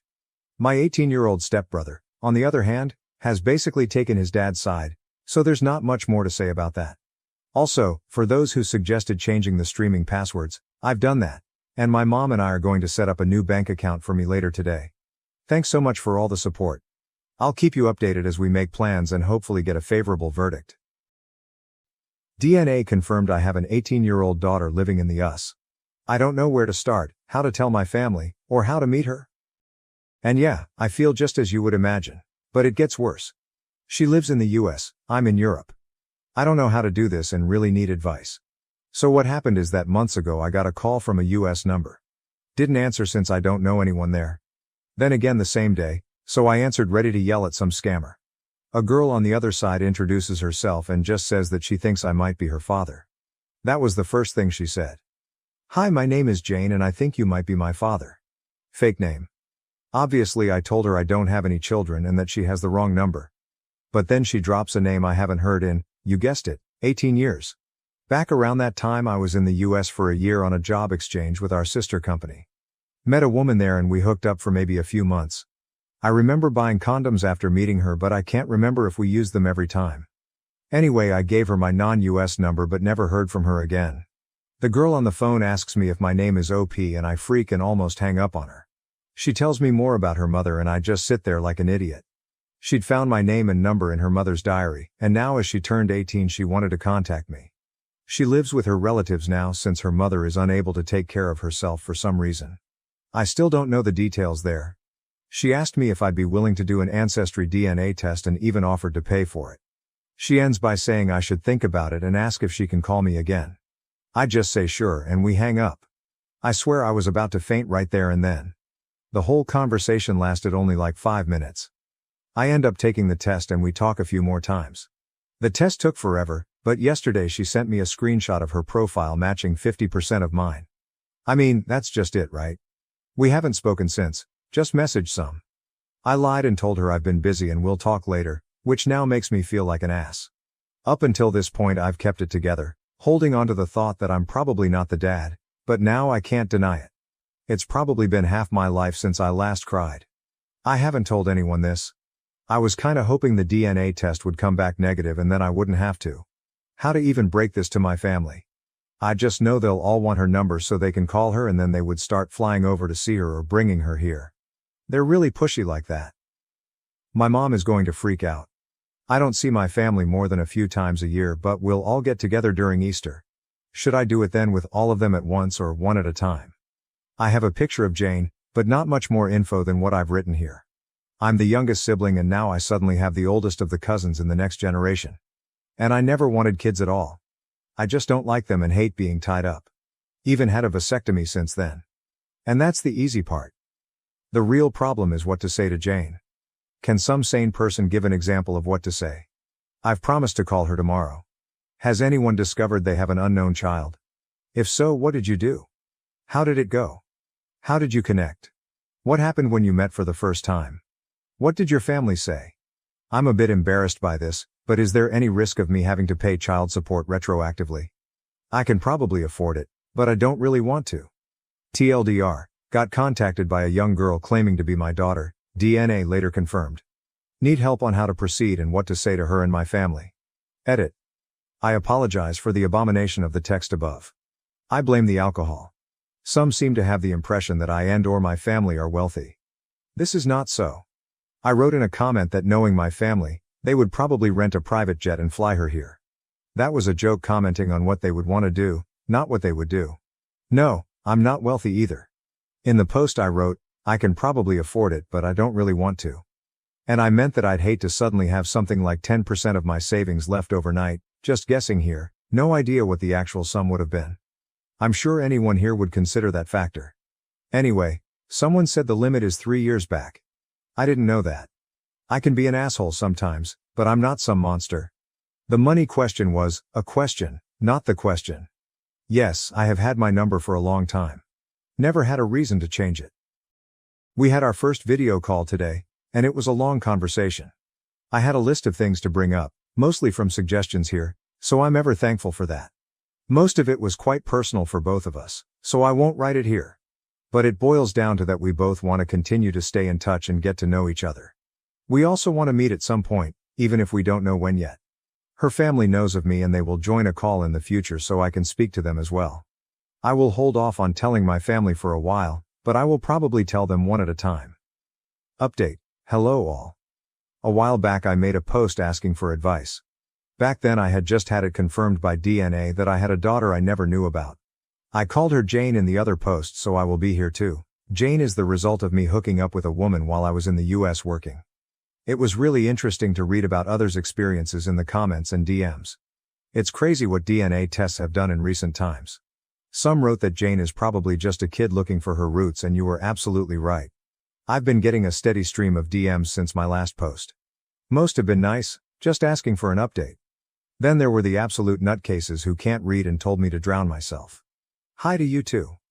Jane and I continued to talk after my last post. Mostly about her life, her mother, the family trees, etc. I never thought I would connect with her like I did. She's a very intelligent and mature young woman. My family knows now, and it went better than expected. Mom and sister still went a bit apeshit, but Dad knocked them out with a large club he always carries with him. To the nutcases, no, that last bit didn't actually happen. Funny thing, my brother-in-law actually distracted Mom by reminding her that she has made sweaters for all the other grandkids, but now she's way behind on one. All of them understandably wanted to call her, but my daughter, yes, it's pretty cool to be able to say that. And I had already planned to have that call the following day. And it went really well. We made introductions, explained everything that had happened and that we planned for me to meet her by myself before anything. And guess what? We did meet. I flew over for a 10-day stay since I'm on leave and she's working during the summer. That way we could hang out in the evenings and weekends and I could go full tourist during the day. It was surreal from the start. I landed at the very same airport I left from almost 2 decades ago and she was there to meet me together with her aunt. I can't describe with words what it was like to hug her for the first time. I'd seen her many times in video calls, but she was just so beautiful I started crying. I met so many people in the first couple of days I can't remember the names of half of them. I gave her the sweater from my mother, a hand-drawn family tree from my niece and a gift I made myself, but I won't tell what that one was equal sign. While I, still, don't agree with the Georgia weather, I had a blast during the days just walking around town. I went to Jane's workplace almost every day and pretended to be a regular customer. We had lunch and dinners either alone, or with the rest of her mother's side of the family. All of them were so nice and welcoming to me. I visited their house every day, but chose to stay at a hotel since I didn't want to be a bother or impose myself too hard on Jane's life. Obviously Jane and I talked a lot. About anything and everything, but mostly about her upbringing and her mother. I mentioned in the previous post that her mother wasn't able to care for Jane. I didn't press that subject much at first, but it was unavoidable after a while. I won't get into all the details, but her mother is sick and has lost some cognitive functions. She recognizes Jane and some family members well enough, others not so much. We went to visit the facility where she lives and Jane introduced me by name, and not as her father. She sadly didn't recognize me, so I stayed in the background for the remainder of our stay. Seeing a woman not much older than myself in such a state was a somber experience. So yeah, that was me rambling a bit about what happened after my last post. There was obviously a lot more, but most of it is deeply personal and emotional and I won't go through it here. I'm back home and we are keeping communications open. I'm definitely gonna fly Jane over here at some point when life allows it, but other than that, we have no specific plans for the future. My girlfriend is convinced that I'm having an affair with my doubles partner. I am not and it's driving me mad. I am a pro athlete, I won't say which sport exactly for anonymity but it's one where you can play singles and doubles. I met my girlfriend 2.5 years ago and we had a wonderful relationship.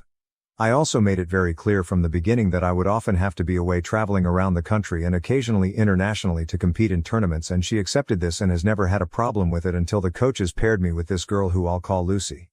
Who I'll admit I have become good friends with but that's it, she isn't my type. Lucy is very conventionally attractive and most guys, 100% not me, would find her more attractive than my girlfriend. I think some of her gossipy friends have gotten into her head telling her she shouldn't trust me going to hotels with this attractive girl without her there. My girlfriend is always welcome to come along to spectate but usually can't because of work. She then started reading into things that aren't there like not being happy that me and Lucy hugged each other after winning a tournament together recently. Like what? And apparently looking too close on the team's social media even though those pictures are designed to make the team look tight. She is asking all sorts of unreasonable things like asking me to stay in a separate hotel with Lucy. The coaches book the hotels and the whole team stays in the same one. It would look so strange if I asked not to be with them. My girlfriend was not happy with this explanation. She is now demanding that I ask for a different doubles partner which I refuse to do firstly because doing so to me would be like admitting there's something going on when there isn't and secondly I am not messing with my chances of success and winning titles because she can't get over her insecurities. During a recent conversation I admitted to my girlfriend that soon in the run-up to the Olympics I will probably be spending more time training with Lucy than ever before and she absolutely blew up saying she loves me but can't deny what's going on right in front of her eyes and she can't do this anymore. I screamed there is nothing going on and she stormed out and said she is going to her parents for a few days. And that's where we are at the moment. My goodness, I love this girl so much and I just want her to trust me, damn it. I have never given her a reason not to. Any advice on how to convince her to trust me? Please don't ditch Lucy as a doubles partner because I ain't doing that. TLDR, I have an attractive mixed doubles partner I play at pro level with. My girlfriend has listened to gossip and believes I'm having an affair. I am not. Any advice? Relevant comments. Commenter, what Olympic sports have specific mixed doubles events for people who only play mixed doubles? I know tennis has mixed doubles, but the pairings are made from the people who have already qualified as individuals or non-mixed doubles. I don't think you're doing anything wrong. So this isn't a suggestion, just a question. Why do you specifically play mixed doubles instead of singles or non-mixed doubles? OP, I play all three. There's no rule against competing in all of them. Mixed doubles is just the most successful for me at the moment. Commenter, you have a strong emotional connection with another female. Your relationship isn't just like co-workers, you guys are partners in a sport. Can you really blame her for not liking it? She didn't start a relationship with you and expected you to have such a strong bond with another female. And the more time you guys spend together the stronger that bond is going to become. I understand it's because of your career but who would want a partner that has a strong connection with another person of opposite sex, making a career together? They would prefer it if their partner didn't have that. OP, you make a good point but she knew what she was signing up for at the beginning. I made it perfectly clear what dating an athlete in this sport would be like including that it would mean training and potentially partnering up with women who are very physically fit. She was always okay with this until Lucy. Update. I don't know if anyone really wanted an update but things got pretty crazy. After my girlfriend stormed off to her parents we spoke again over the phone and she still didn't believe me and I was tired of it so we agreed to end things. She came and collected her stuff a couple of days later and I thought that would be the end. Then 3 weeks passed and she suddenly came to my place at night telling me what a fool she had been and claiming she had come to her senses and knew I wasn't cheating. I was pretty happy to hear that and we had some pretty great make-up sex and it seemed the problem was solved. Then for like a week and a half I started to get very suspicious of this sudden change of heart. How she went from being 100% sure I was having an affair to 100% sure I'm not, like the flick of a switch. Her behavior was also off, like she was trying too hard to make it up to me. She was never asking me to do any chores like she completely fairly did before. I was coming home to a girlfriend who had my favorite meal made on the table and dressed up sexy for me, which was out of character. I then confronted her, demanding to know why the sudden change. She denied it at first but then admitted that she hired a PI in those 3 weeks she was gone to get proof of me and Lucy having an affair to prove she was right. When in fact he did the opposite when he told her after his weeks of watching that we definitely wasn't having an affair. This was a breach of trust and of my private life, so I told her we are over permanently this time. She actually accepted this quite calmly, seeming pretty resigned to it. We then parted amicably.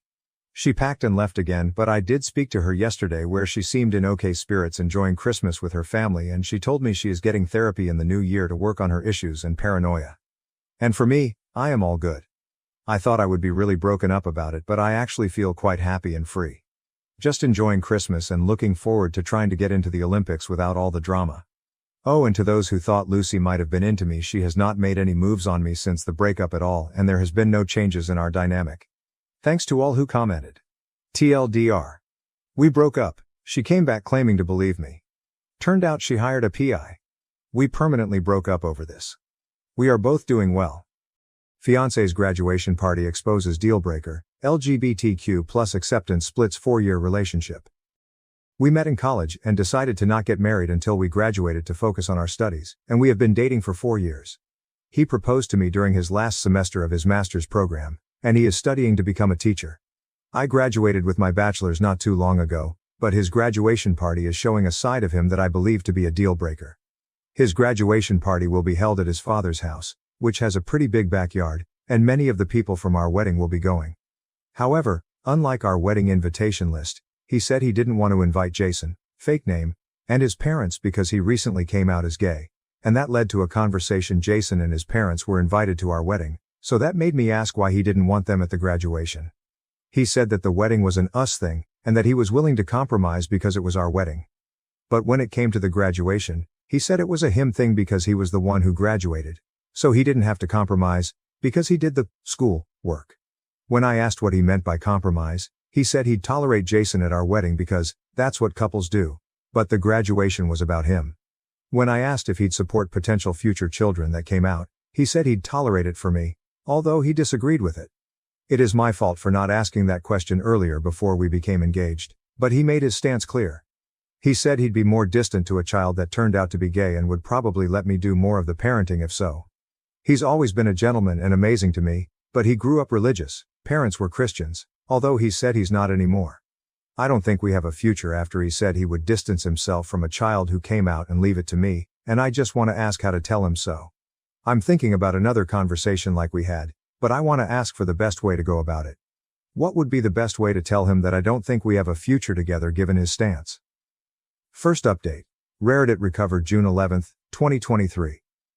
A lot of people suggested talking to my fiancé in an open space or my parents' home about my deal breaker, but I wasn't able to do it at my parents' home, although I got to talk to them and they agreed with my reasoning.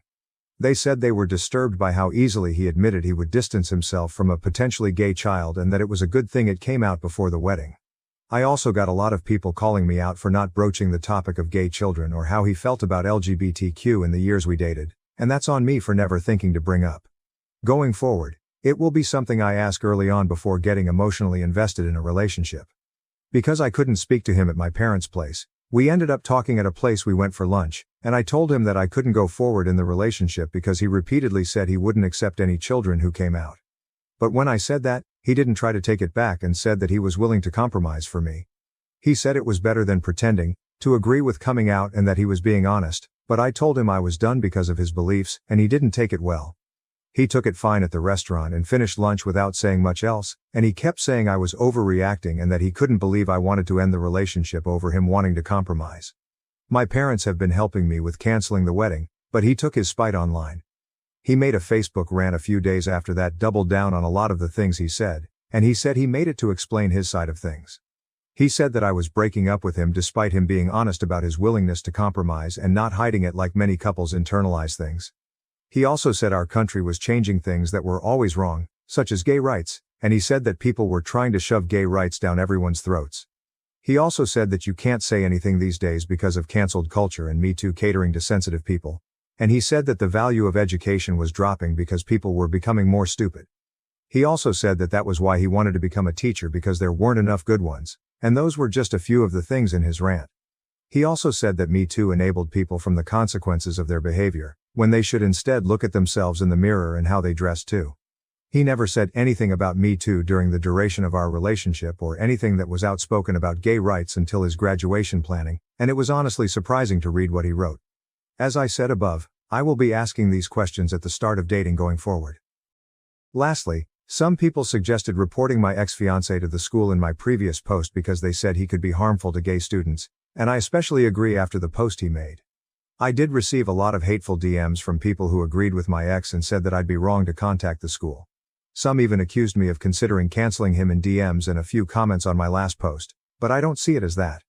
I see calling the school as something that's important because this mindset is harmful to so many, and he is already a substitute teacher at an elementary school. He began subbing before he graduated. I want to ask what would be the best way to go about it.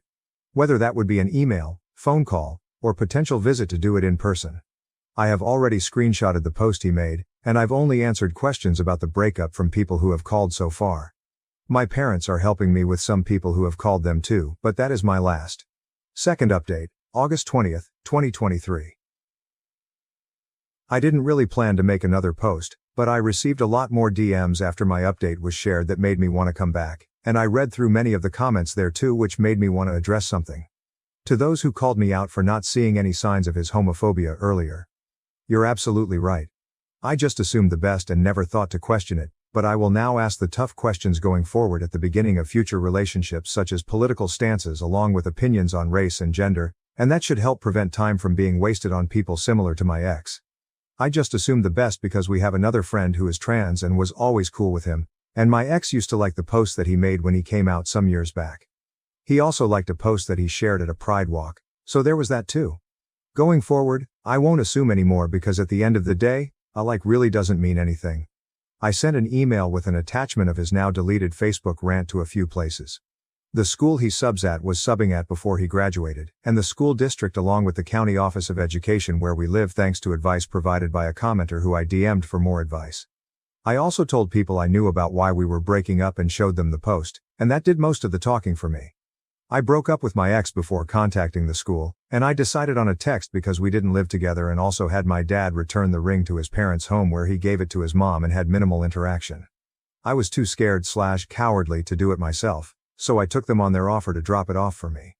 In the text, I told him that I couldn't marry him due to his homophobic comments and opinion, along with telling him that my parents would drop off the ring so that it was in writing, and I blocked him after sending. He didn't have any belongings at my place, but he's been livid about the way I handled it, and I'll admit that I was afraid to do it face to face because I was a coward, but he took to Facebook again. He made another post talking about how dad returned the ring instead of me and that I didn't give him credit for being honest about his willingness to compromise, and proceeded to ghost him, pretty much erasing the purpose of his deleted post by referring to the same points. I'll admit that I was cowardly about how I handled it, but what really surprised me was when his dad took to Facebook about it too, and he accused me of canceling him for an opinion he shared, along with saying that communication in marriage is dead. He called me reader_Ed in his post and that people like me were the reason Trump lost, because no one had morals. He also said that Trump needed to win again to stop canceling culture, because his son was punished for his opinion. I want to remind you that my ex was not religious despite his parents being big Christians, but I'm guessing he vented to them about it and is back involved in some way given the post. The last thing I'll say is this, and I kept it to the end because I'm not looking for advice, as I'm only taking it from a lawyer on this matter that my parents have helped me contact. My ex called my job and apparently told them that I had CP and that was why he left, and I don't know where he pulled that out of his ass from. I don't know if he talked about the emails I sent to the district involving his post, but my dad seems to think that it might be retaliation, although he's not sure, because it's only been a few weeks. He thinks it could be retaliation for my letter to the district or for ghosting him, But we're looking into a lawyer as I was recently made aware of the accusation at my job when I was talked to, and that is where my focus lies. I'm not going to make any future posts because I've still received a lot of hateful DMs telling me that I was wrong to report him to the school, but I stand with my decision to do so. I really appreciate the advice I received and hope that at the least, telling the school will have done some good. Someone also suggested looking into LGBTQ things to support and give energy to, and I'll look into that once I'm past this job situation. Third update, September 9th, 2023. I said that last time was going to be my last post, but I really mean it with this one. Before I get into why though, I just want to say again that I'm sorry for not seeing his homophobia earlier. Many people have cursed at me in DMs asking how 4 years of dating never showed it, and I thought I apologized in my last post, but I kept getting those messages, so I just want to say again that I'm sorry and that going forward, I'll ask for political gender beliefs on the first date to not waste time with potentially hateful people. I'm just tired of being yelled at about it, and there have been some supportive comments too. But the majority of them are either calling me out for not seeing it or for wrongfully canceling him and agreeing with many of the points his father made in his Facebook rant. If the news was on TV as we were doing something, eating, my ex didn't voice his homophobia then as many asked. And when we talked about kids, it was wrong of me to not ask what he'd think if they came out. Lesson learned for next time. As previously mentioned, we also had a friend who came out, and he's very close to them and accepting. But with that out of the way, I'll get to why this is my last post aside from the majority of hateful DMs. My ex's dad hasn't stopped posting about me on Facebook, and it's all pretty much the same as canceling culture rants from last time and calling me a leftist, among other things. I have also received a number of social media DMs spouting similar hate to the DMs I received on Reddit, and I directly blame him and his dad for this. I mentioned last time that I was looking into a lawyer, and my parents have helped me with the search, which has been helpful because of how his dad continued. His dad posted my socials and home address to one of his Facebook posts, thus why I deleted my Instagram. And he said that he was going to cancel me back too. Another reason I contacted a lawyer was because I received a threatening DM, but that's the most I'm going to go into specifics.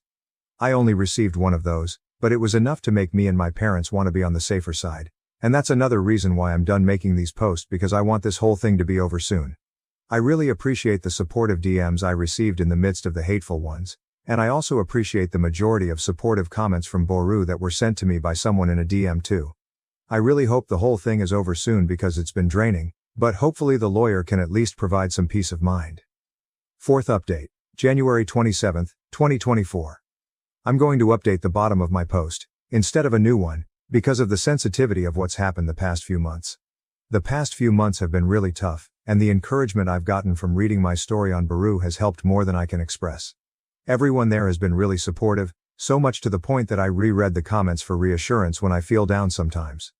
When I broke up with him and told the school about him, I didn't know the next few months would be so tough, so I need to vent to get it out because things have been stressful.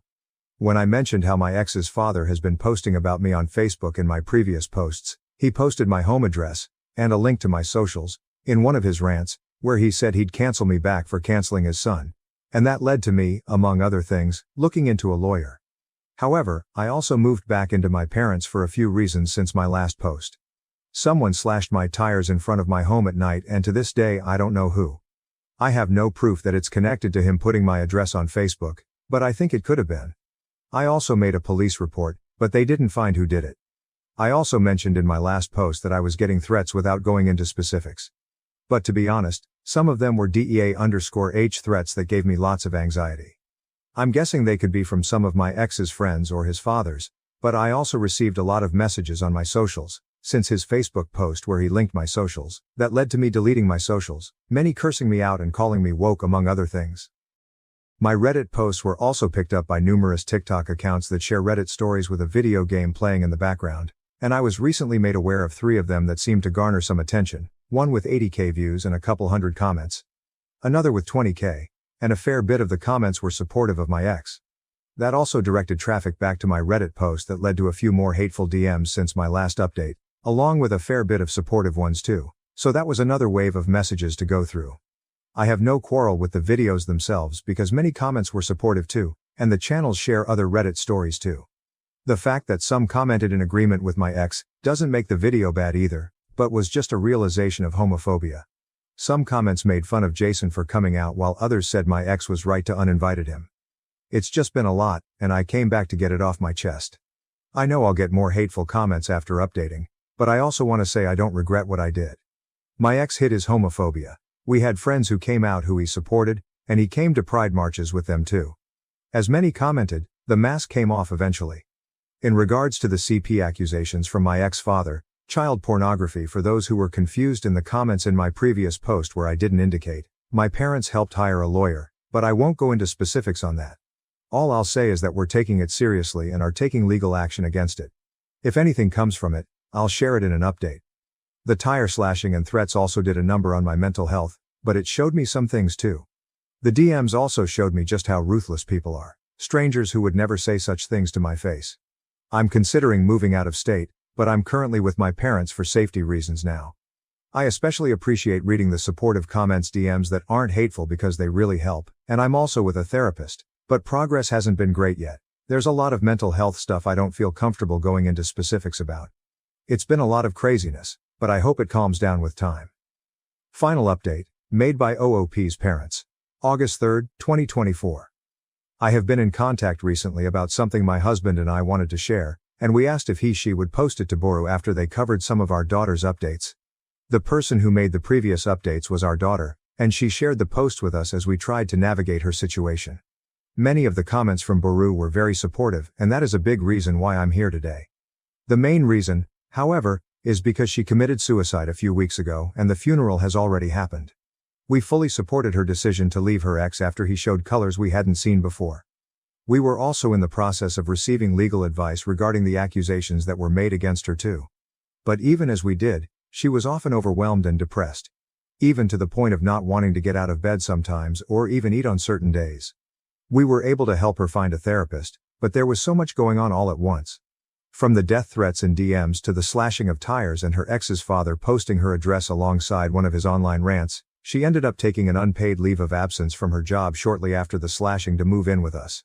Before that, her job also called her into the office to discuss the allegations made against her from her ex, and the culmination of everything was so overwhelming.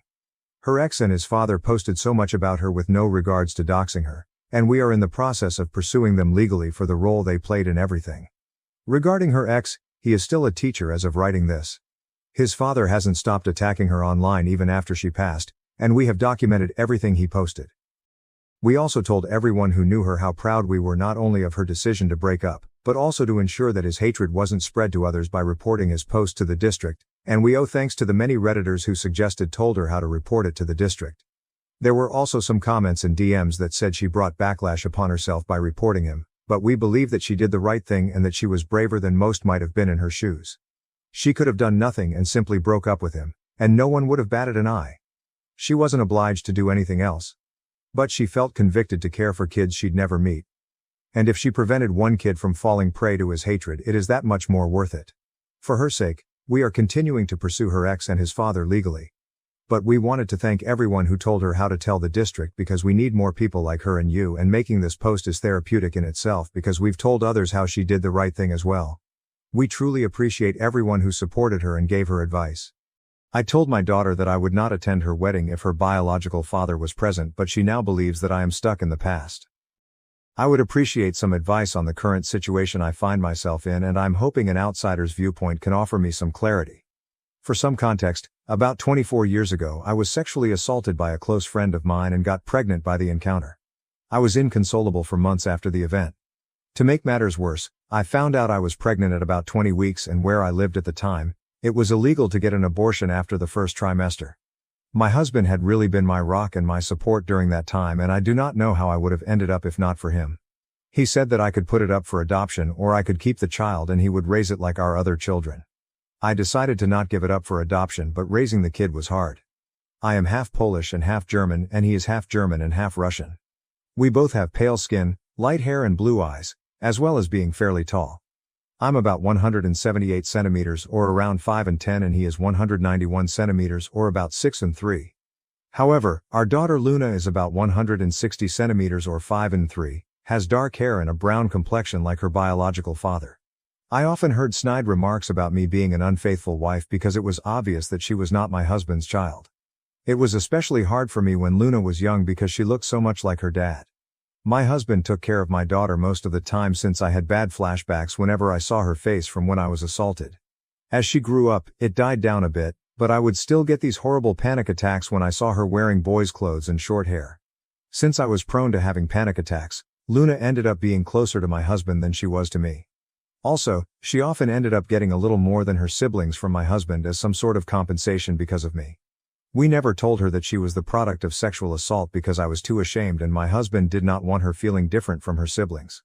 I often told her that me and her biological father got into an altercation and never spoke to one another ever again.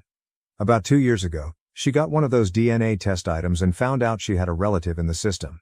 Said relative got Luna in touch with her bio dad and they started talking despite my protests. He apparently wanted to speak to me about something he wanted to tell me, so Luna attempted to persuade me to speak with him. I made her aware that me and her father shouldn't ever be in the same room together. Now, Luna is getting married to a lovely young man. Some of the COVID restrictions have been lifted so she is able to have a decent-sized wedding. The original plan was to have my husband walk her down the aisle, but he had gotten into a bad accident leaving him in a wheelchair until his legs were strong enough to support his weight again. However, this is not her idea of a picture-perfect wedding day, so she invited her biological father to have the honor of being the bride's father. Her wedding invitation not only invited my rapist, but she totally disrespected the man who raised her. Although I or a bridesmaid could have pushed him down the aisle, she thinks it would not fit the vibe of the wedding. My husband looked so shocked and upset that she would even think of this, but I was furious. I have a visceral hate for that man and I let her know that I would not be anywhere near him. She told me that this is what she wants and there's no changing her mind, so I told her I will not be attending if he's there. She got upset and told me that I shouldn't hang on to the past, but I laid it out to her that she doesn't know what happened between me and her biological father, so she shouldn't stick her nose where it doesn't belong. Though I feel terrible about what I said and how I said it and I can't be blamed for her being born or not knowing what happened since I never told her, I still feel as though my wishes should be respected if I say I don't want to be in the same room as someone. I'm now okay with her contacting her father. I just do not want anything to do with him. Also, it's rude to replace your father with another man who you've barely known for 2 years because of something he couldn't control. Can anyone offer me a perspective that I'm not catching? Has anyone ever dealt with this, and if so, how? Second post. Deleted by the subs mods but recovered. Before I get started on the update, I have a few things I want to address. A lot of people have questioned me on why I did not tell my daughter that she was a product of sexual assault. The only answer is that I was ashamed of myself. For some context, before I got married to my husband, I actually was very close friends with my attacker. We grew up together in a small community and our families were close. Our parents even wanted us to get together. He was always interested in me, but I didn't give him a chance until university. I broke it off with him and started dating my husband, but I never cut him off because we were very close. He invited me over to drink. This was normal for us, and when I started getting a bit tipsy, he or it PD'd me. I was very traumatized by the situation and tried to get him jailed, but I couldn't. He had a very good reputation, so everyone believed him. Even my own mother, when he said I willingly came over and did it with him. I eventually stopped pursuing because of the social pressure, which only got worse when I found out I was pregnant. I eventually left that place with my husband and kids to live somewhere else.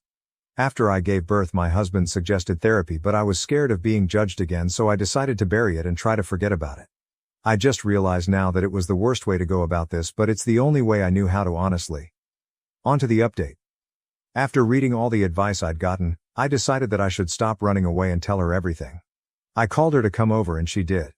I first apologized for yelling at her for her suggestion because in her mind, it was an innocent suggestion. I told her that I wasn't angry at her, but how fast she was willing to replace her father because he was in a wheelchair, and that anger was compounded because she brought up her genetic father. I apologize again for acting childish and not like an adult. She asked me why I am so against her genetic father being in the same vicinity as I am, and I just told her everything from our initial friendship to her forced conception. She didn't believe me, like some Redditors predicted, but I can get a copy of the records of the court case and offer them to her if she needs a look. She looked stunned, like she wanted to believe me but couldn't. I apologized for keeping all this from her because I didn't know how to bring it up. She told me she didn't believe me and would confirm with her genetic father, so I told her to take the time she needed to process all this. Later that day, she came again, crying and apologizing for not believing me. I held her and cried and apologized too. It was kind of therapeutic. We had a long chat and I did feel closer to her. When we were done, she said she wanted to take me out to a surprise to help me feel better in a couple of days, which I happily agreed to. I went to see her yesterday in this little restaurant with a patio that had a private pay-for-use area for a maximum of 4 people, due to COVID.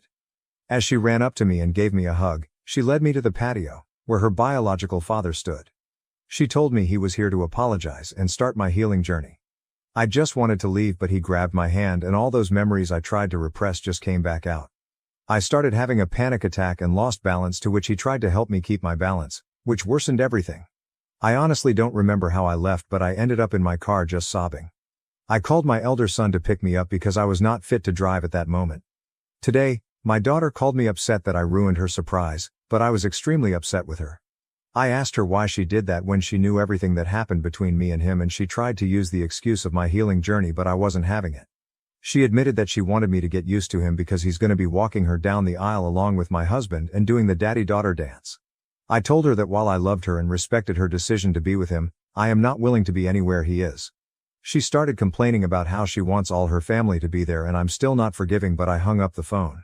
My husband is aware of everything and stands by me about not going to her wedding, but I don't want this.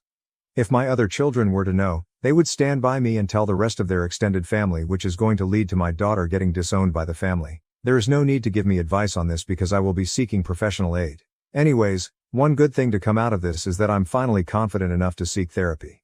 Thank you for listening to my venting, and for commenting on my last post.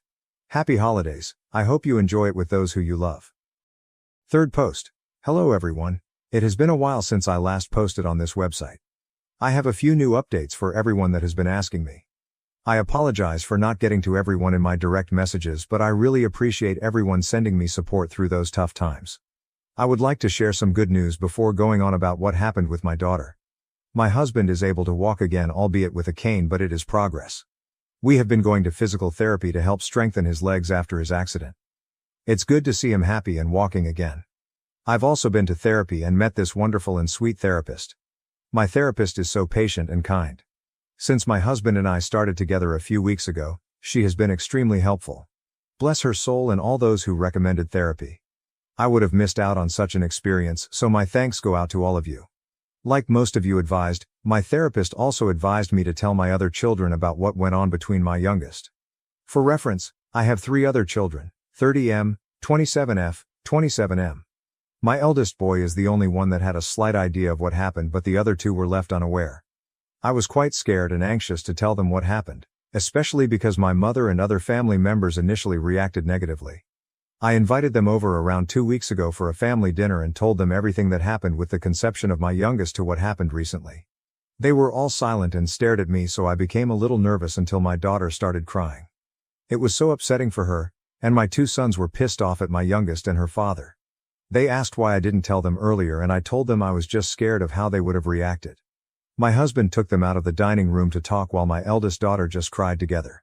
When my boys and husband came back, they apologized for leaving early and left. My eldest daughter wanted to spend the night with me, but early in the morning, she left with her brothers to do whatever. I didn't hear anything from them until last Wednesday. I was on Facebook when I saw my elder daughter's post calling out my younger daughter for not only ignoring the man who raised her but siding with her mother's pissed and re-traumatize her. My boys made similar posts as well, dragging her name through the mud. I had so many direct messages, but I didn't want anything to do with them, so I deleted the app off my phone. Since I don't like people knowing about my personal life, I asked my kids to take down the post. They said they did, but I haven't re-downloaded the app to find out. My youngest husband came to my house with his mother to apologize. He told me he broke off the engagement because he couldn't be with someone who treated their parents like that. His mother let me know how disgusted she was with my daughter's actions, and someone like that would never be a part of her family. I was honestly stunned by all the support I have received. It's one thing to receive support online, but receiving support in real life was surreal for me. I am a bit disappointed because I wanted my daughter's former fiancé to join the family, as he is a lovely and sweet boy. But he has boundaries in a relationship that my daughter unfortunately crossed. As for my youngest, she is furious with me. She sent me a nasty voicemail saying that I ruined her life. Her friends and fiancé basically cut her off. Needless to say, I felt terribly sorry because I had attempted to avoid this situation at all costs. I went through what she is experiencing, and I know exactly what it feels like. I told my therapist about this, and she told me that the difference is that while I was the victim, my daughter brought it on herself. My therapist is probably right, but I can't stop this feeling of dread. I tried to call my daughter, but once I heard her father on the line, I hung up. He took it upon himself to let me know that my daughter is depressed because of my actions. I feel terrible for treating my daughter like this. My husband says that I should focus on myself, and I'm trying to, but I just can't stop worrying. I don't think that my daughter is safe when she's with her biological father. This is all that's going on in my life right now. For all those asking, thanks for listening to me and thanks for the advice again. I really appreciate everything.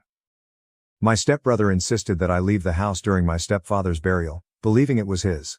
Until the will revealed otherwise. 38-year-old Jake never imagined I would be getting ready for the burial of my stepfather. Memories sweep back like a tidal wave as I sit here organizing old pictures and planning. Death seems to cause one to consider a lifetime of events, both positive and negative. At 9 years old, my mother Sarah married Richard, my stepfather. The wedding day seems to me like yesterday. Mom looked lovely in her basic white outfit, hope beaming in her eyes for a fresh start. Richard, on the other hand, seemed to be stressing his austere attitude by wearing a black suit. Even on what ought to have been a happy occasion, he insisted on a solemn demeanor that I would come to know all too well over the years. Richard was a rigid man right from the beginning. Particularly when he turned to face me, he always seemed to be permanently frowning. Often I questioned whether he simply had the means to relate to a child who wasn't his own, or if he harbored resentment at having to assume the position of stepfather. Growing up with Richard was not easy.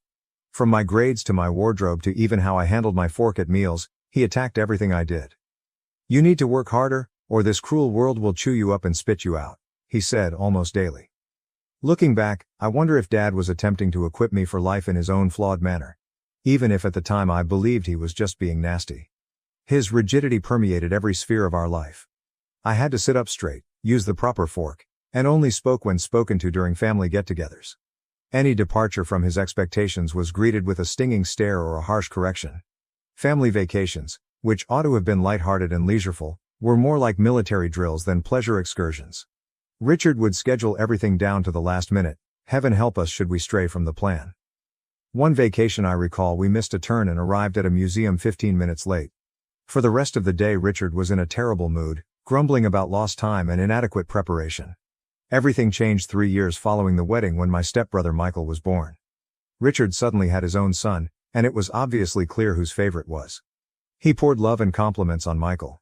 Richard's smile was unlike anything I'd seen till he held his newborn kid.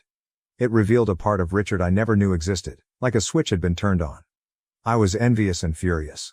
When I was 12 years old, I couldn't comprehend why Michael received all the love and attention while I just got harsh looks and criticism. The difference was clear and agonizing.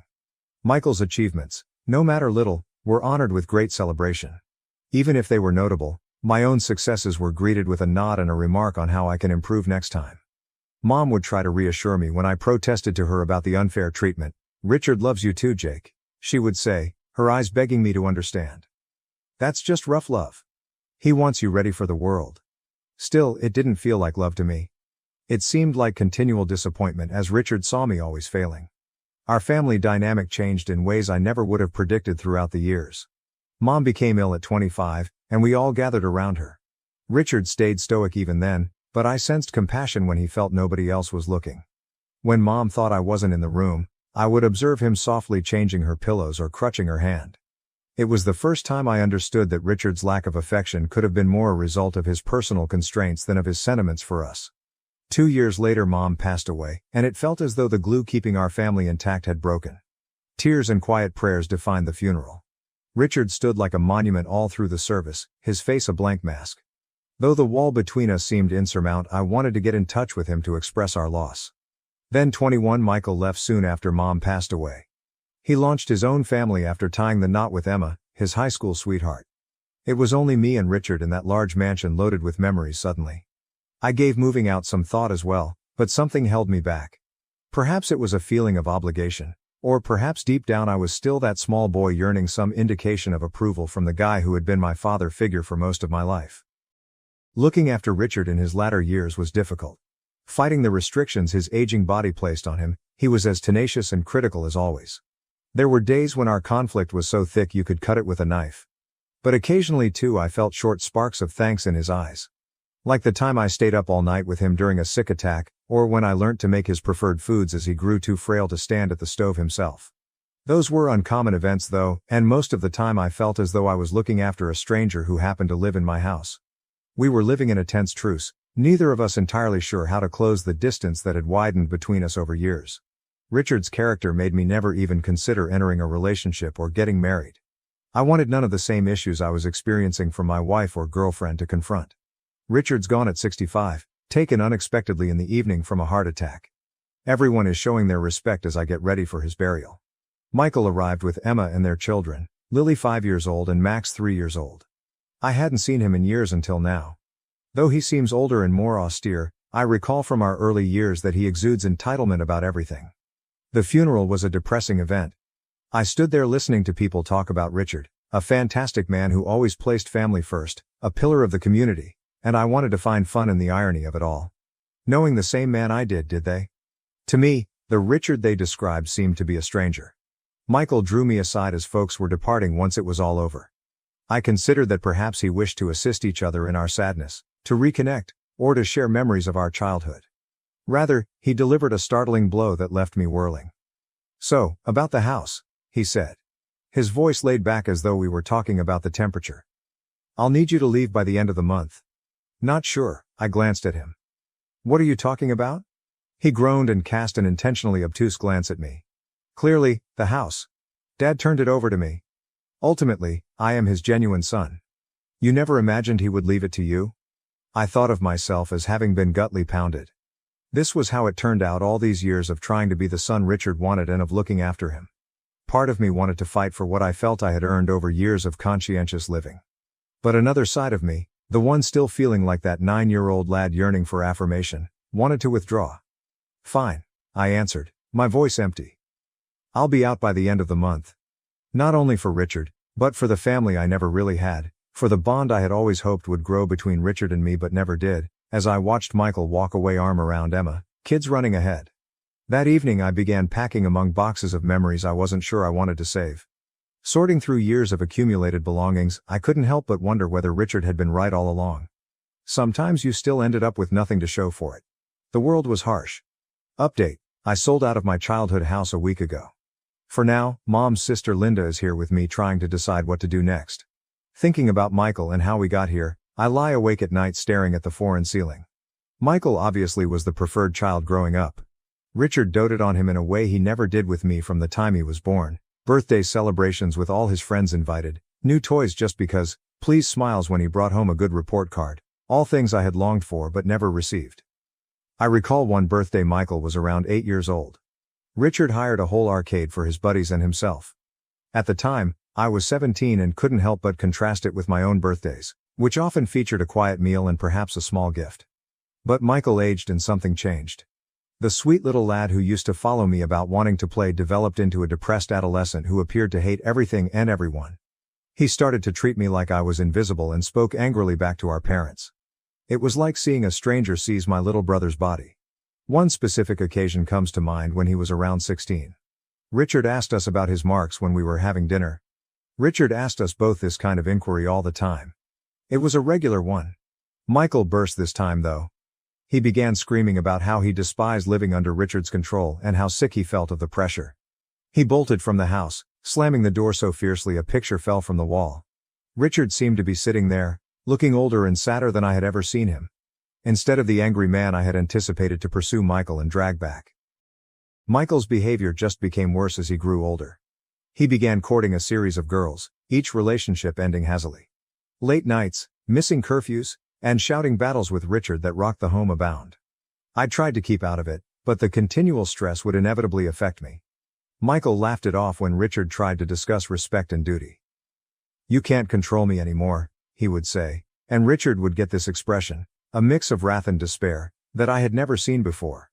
Then arrived the day he turned up with Emma as his bride. Not even among us knew he was seeing someone seriously, let alone getting ready for marriage. Walking in with Emma, little more than a teenage herself, he said they had eloped. I shall never forget Richard's expression. For once, he was silent. Mom tried to calm things down and welcome Emma into the family, but the air was clearly charged. Richard seemed to be straining to keep his cool and to find the proper words to speak to his kid. Emma claimed she wanted to live free from family meddling, apart. Michael thus packed his luggage and left, simply as that. He pledged to visit and keep in touch, but those pledges soon dropped off the list. Weeks became months devoid of his communication. His calls were always quick and often tinged with conflict. I assumed definitely he would come back when Mom fell ill, but he did not. He asked her periodically how she was doing, but always had a reason for why he couldn't visit. Work was hectic, the kids were sick, the car was in the shop. Something was always there. Hoping it would be Michael, I recall sitting next Mom's hospital bed and seeing her eyes flash every time the phone rang. More usually than not, it wasn't. It was me who had to phone Mom to let her know she died. He sounded very offended, full of regret for not visiting more frequently. He claimed he would try to make it to the funeral, but ultimately he did not show up, just a flower arrangement delivered to the funeral house accompanied by a card offering his sympathies. Feeling his absence like a physical hurt, I stood at the burial wondering how we had become so far apart. And right now here we are. Not motivated by love or obligation, the prodigal son returns for what he can gain. Thinking about how he swooped in and grabbed the house, acting as though he had some right to do so when he had left us years earlier, makes me enraged.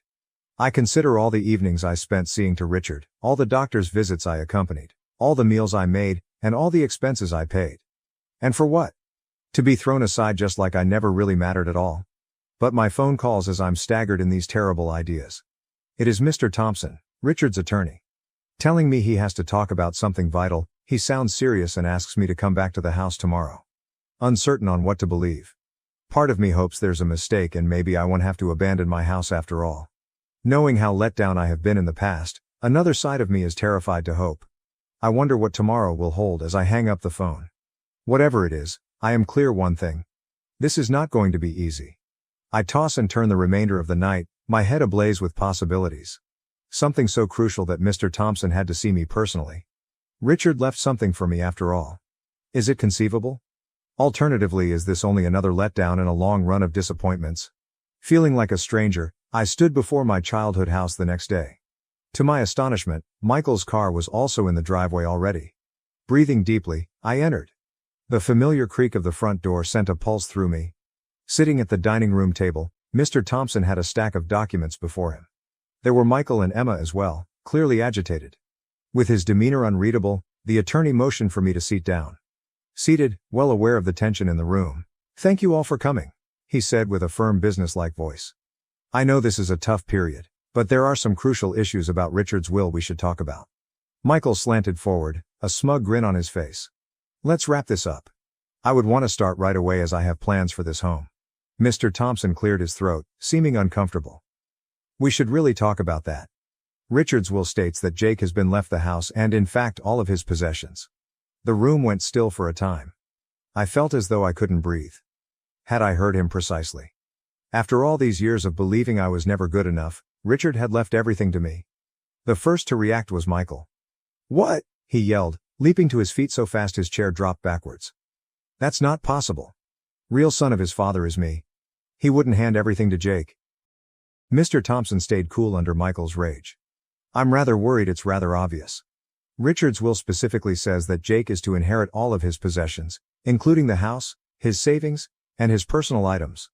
What I was hearing defied belief. It seemed illogical. Those years of criticism, of feeling as though I could never measure up, and now this. Michael was pacing now, his face flushed with rage. "This is nuts. When he composed this, he must have been insane. I'll dispute it. I'll bring this before court." Mr. Thompson gave a headshake. "That is not what I would counsel. Richard prepared this will rather carefully. He included a letter outlining his choice and had it attested and notarized. Challenging effectively would be quite difficult." Michael turned to face me, his eyes flaming with resentment. "You did this, did not you? You somehow twisted him against me?" Still in disbelief personally, I raised my hands. "About any of this I knew nothing. I assumed he was forwarding everything to you." Before things could get much more heated, Mr. Thompson stepped in. "If I may, I think Richard's letter might help to clarify his choice." Pulling out an envelope, he started to read. To his sons, "Should you be reading this, I am gone. Though I hope I can clarify, I know you too may find my choice shocking. I have made lots of mistakes over my life. Among my largest was not treating both of my sons equally in terms of love. I expected too much from Jake, was too demanding, never showed enough affection. And I treated Michael too kindly. I never set appropriate limits or imparted any lessons of value. As I considered my life in my last years, I came to see something crucial. A real son is defined by behavior rather than blood. And in that sense, Jake behaved as a real son ought to. He stayed with me through trying circumstances and looked after me even when I didn't deserve it. All the traits I attempted to teach but failed to show myself, patience, kindness and responsibility, he exhibited. I am so leaving everything to him, not as a punishment to Michael but rather as a tribute to the kid who really embodied the ideals I cherish. I hope you both have the compassion to see and pardon the errors of an elderly guy. The room went still once Mr. Thompson closed his book. Tears came to me, a lifetime of feelings rising inside me. All those years I felt Richard didn't care, that he considered me a disappointment. But he had been observing, noting, valuing in his own unique sense. Michael froze momentarily, his face a mask of shock and rage. Then he silently seized Emma's hand, rushed out, slammed the door behind him. His automobile started up and ran out of the driveway. The last act of disobedience was a tire screech. Turning to me, Mr. Thompson wore a gentle grin. I know this is a lot to absorb, Jake, he continued. Richard expressed his preferences quite precisely. He wished for you a safe future free from financial concerns. I nodded, still not sure I understood exactly what had transpired. Thank you, I managed to say. I need some time to consider all this. Mr. Thompson stopped as he neatly folded his documents. There is still one more item. Your stepfather left you a personal note as well. You read it in private, he questioned. He gave me an envelope with my name written in Richard's recognizable handwriting on it. I took it knowing that within our words I had waited a lifetime to hear with shaky hands. I sat by myself in the quiet house flipping the envelope in my hands after Mr. Thompson departed. At last I plucked the will to open it and read. Jake dear, though I know I've never been excellent at communicating my emotions, hopefully this letter will help to offset some of my faults. I'm glad of the man you have evolved into. Though I failed as a parent, I had a challenging upbringing and never taught appropriate affectionate behavior. I reasoned that the best way to equip you for life was to be rigorous and challenge you. I regret the suffering I caused you. Now I understand I was mistaken. Particularly in these last several years, your compassion and commitment have shown me what actual strength and integrity look like. You now more than ever reflect the guy I always dreamed you would be. I apologize for not telling you these things when I was living. With my last wishes and this letter, maybe, you will have some peace and protection. Remember yourself, son. You are deserving of all the joy available. Love, Richard. Tears came down my face as I closed the book. All those years of feeling inadequate, of thinking Richard didn't care, and now this was overpowering. Over the next days I battled to make sense of everything. Once a cause of stress and bad memories, the house felt different now. It belonged to me, in a deeper sense as much as legally. It was evidence of Richard's affection, sincere if spoken too late. Michael hasn't gotten in touch since he departed that day. Not sure whether he will. Though I know it will take time, part of me hopes we can reconcile someday. The pain is still raw, and our distance seems more than it did years ago. I have given family, the complexity of love and the numerous ways people show it a lot of thought. Though often harsh, Richard's love was sincere. It was flawed. In his own sense, he was working to equip me for life and build my resilience. Though I wish he could have discovered a softer approach, I now better understand him. Regarding inheritance, it goes beyond just money and real estate. One has responsibility. Richard trusted me to continue on his legacy and to live the ideals he loved. Although it's a difficult work, I'm resolved to meet expectations. I have chosen to create a scholarship fund in Richard's name from a portion of the bequest. It's for children from difficult situations so they may have the education and chances they might otherwise miss. Taking the teachings he imparted on me and paying them forward seems like the proper approach to honor his memory. I'm still trying to make sense of everything as I sit here now in the house that turned unexpectedly into mine. Fathers and sons have a complex relationship marked by frequently unsaid feelings and misunderstandings. Richard and I never had the relationship I wanted when he was alive, but his last act has given me an opportunity to better know him, to see the love always there, buried under the surface. I wish Dad had told me these things during his lifetime. We could have had talks, cleared the air, perhaps even created the relationship I so yearned for. But life does not always provide us tidy ends or flawless closure. Right now, I'm concentrating on respecting Richard's memory by practicing the ideals he sought to inculcate in me. Work hard, be conscientious, and most importantly, love those who matter. I'm glad to be carrying on a legacy. Looking ahead, I experience a range of emotions: sadness for what was lost, thankfulness for what I have, and hope for what is to come. Richard's unexpected legacy has given me a fresh perspective of family, love and forgiveness in addition to financial stability. Though I never expected it, this is a new chapter in my life and I am ready to face it, bearing with me the lessons of the past and hope for a better future. That might ultimately be the best inheritance of all. My mom favored my sister and ignored me. In the end, my perfect sister ran off with mom's money, leaving her devastated. I was 23 years old and lived at home with my mom, 52 years old, and older sister, 26 years old. This manner of life persisted after my dad's death 5 years ago. Emma, my sister, was mom's favorite from the beginning. Anyone who spent even 5 minutes with our family could see this. It wasn't just me. When she was a kid, Emma was the center of attention and the recipient of all the newest fashions and technology. Even though mom never missed an Emma school function, she would make up an excuse like, "I'm too tired," or "I have to work late," whenever I asked her to attend my own. Eventually, I grew accustomed to the pain. There was little change as we aged. While Emma attended a prominent university to get a law degree, I got my associate's degree in graphic design from a small college. Emma was the object of mom's incessant boasting. "My Emma is going to be a big-shot lawyer one day," she would proudly proclaim. All the while, people either didn't care or were downright disappointed by my chosen work path. However, the true problem wasn't merely favoritism, it was the unequal allocation of domestic duties. I was supposed to handle all the housework since Emma was supposed to be studying. When I say all, I really do mean it. I would begin my day at 6 o'clock every morning. Making breakfast would be my first order of business. Emma favored a vegetable omelet accompanied by a serving of fruit, while mom liked her eggs cooked to perfection with toast and no crust. In my regular state, I would hastily seize a granola bar for my own consumption. Before going out to my part-time job at a nearby coffee shop, I would tidy up the kitchen, wash the dishes and begin a load of laundry after breakfast. Despite mom's lack of request, I worked there to help out around the house and save up for my own place. I would do everything from dusting to mopping, vacuuming, and everything in between as soon as I got home in the afternoon. Meal planning and grocery buying were also my responsibilities. This was never easy because both mom and Emma had very specific nutritional needs. Even the dinner was a show. While Emma sat on the couch, fiddling with her phone, I would whip up extravagant dinners. Talking to her mom about her day, school, and future goals was a regular occurrence. Word of mouth would be an uphill battle for me. Guess who had to do the dishes after supper? I am, once again. Mom would give me a disapproving look and say things like, "Your sister needs to focus on her studies," whenever I ventured to complain or ask for assistance. One day, she will have a prosperous life and be able to provide for all of us. Assisting around the house would be the bare minimum you can do. Emotionally and physically, it was draining. While Emma was free to unwind and have fun, I felt like a housekeeper in my own house, rushing around all the time. Worst part was that mom was completely unconcerned with my attempts. From that point on, it was Emma this, and Emma that. Things reached a boiling point on a certain day. I was hoping to reconnect with some college pals that day, because it was a Saturday. Our design class was going to have us work on a collaborative project. The opportunity to leave the house and engage in social interaction that did not include serving coffee or doing chores was more than enough to make me look forward to it all week, and not only because of the project. As is my habit, I got up bright and early to finish my errands before I left. My mom walked into the kitchen just as I was preparing breakfast.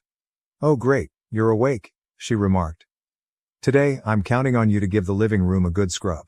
We need to scrub the carpet and remove and wash the curtains." My chest ached. "But Mom," I said, "today I am scheduled to..." "Remember when I told you about our group project?"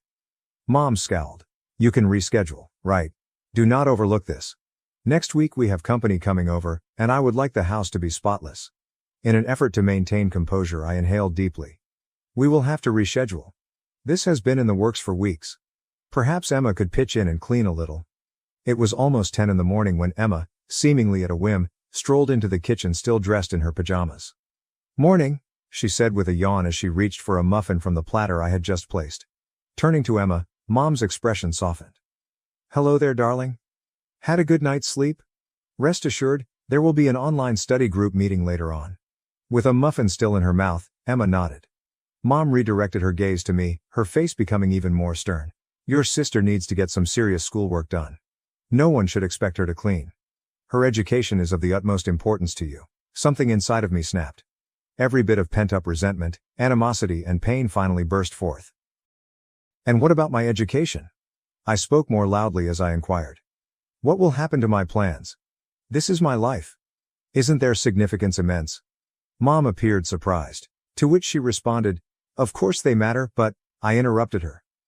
"But it's still not equal to Emma's, is it? Never on par with Emma's." Finally speaking up was Emma, who had been observing this discussion with wide eyes. "Stop including me in this, please. When Mom wants you to help out around the house, it's not my fault." I was already furious before that. "Although you have never once offered to lend a hand, please don't take this personally. Sit back and enjoy the ride." Mom made an effort to step in. "Now let's all calm down, there's no need to." Still, I was feeling very well at the moment. I was helpless as years of suppressed feelings finally broke out. "No more settling down for me, Mom. I've had enough of being the housekeeper. Treating me like Emma is beneath me and I'm sick of it. Everything, including the partiality and unreasonable expectations, has had enough of me." I looked across at Emma. "Why does Mom never ask you to help out with housework?" Her reasoning is that she believes you have great potential to become wealthy and provide for her in the years to come. It's quite the burden, isn't it? But well, at least I'm doing all the work, so you can relax. Redness spread across Emma's face. "You can't be fair. My education are a top priority for me. And I don't?" My response was a rapid one. "In addition to schooling and taking care of the house, I'm working part-time. When will it be safe to think about the future?" Again, Mom attempted to intervene. "You are aware, my darling, that we value all that you do? The difference is that Emma's chosen profession will, in the end, pay off more handsomely." A slap in the face was the feeling I got from such remarks. "Is that all? Is the amount of money I could make in the future the only thing that matters to this family?" Mom swiftly reversed her course. "No, it is not my intention. Compared to what you're studying, a job in law offers more stability." "Coloring and design, Mom. One of my majors is graphic design. Is it so important that you've taken the time to research my life goals and aspirations?" I knew exactly what to do based on Mom's expression. She was unconcerned. Without ever truly comprehending it, she had dismissed my career path. I pushed back the tears that threatened to well up in my eyes. At this very moment, I would not weep. "What do you think? That's it. Today I will not be cleaning the living room. I intend to get down with my pals and get some stuff done on my project. Plus, I'm leaving the house until we have a serious talk about how things work here when I return." I then snatched my suitcase and bolted from the kitchen, leaving Mom and Emma standing there in disbelief. A strange feeling of relief mingled with fury and hurt as I banged the front door shut behind me. I had finally spoken out for myself after what felt like an eternity. The remainder of the day slipped my mind. In an effort to forget about the argument from earlier, I got together with my pals and dove headfirst into our project. The day progressed though, and uncertainties began to arise. Did I react too strongly? Had I been self-centered?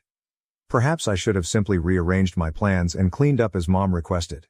Note, I got back to my house that night, emotionally and intellectually drained by the day's events, but still intent on keeping my word and having that serious talk. But the tension was palpable the moment I stepped through the door. When I walked into the living room, neither Mom nor Emma gave me a second look. With some hesitation, I spoke up and asked, "Hey, can we talk?" No sound. Both of them peered intently at the television, but it was clear that neither of them was paying attention. I gathered my courage, inhaled deeply, and chose to go ahead anyhow. "Listen, I get that you had a long morning, but I feel like we have to talk about this. Emma, all I'm asking is that you pitch in a bit more with the housework. I would feel more comfortable if we were treated fairly." Mom finally turned to look at me, her face showing no emotion. "I think you've said quite enough already." Emma interjected, her tone betraying her contempt.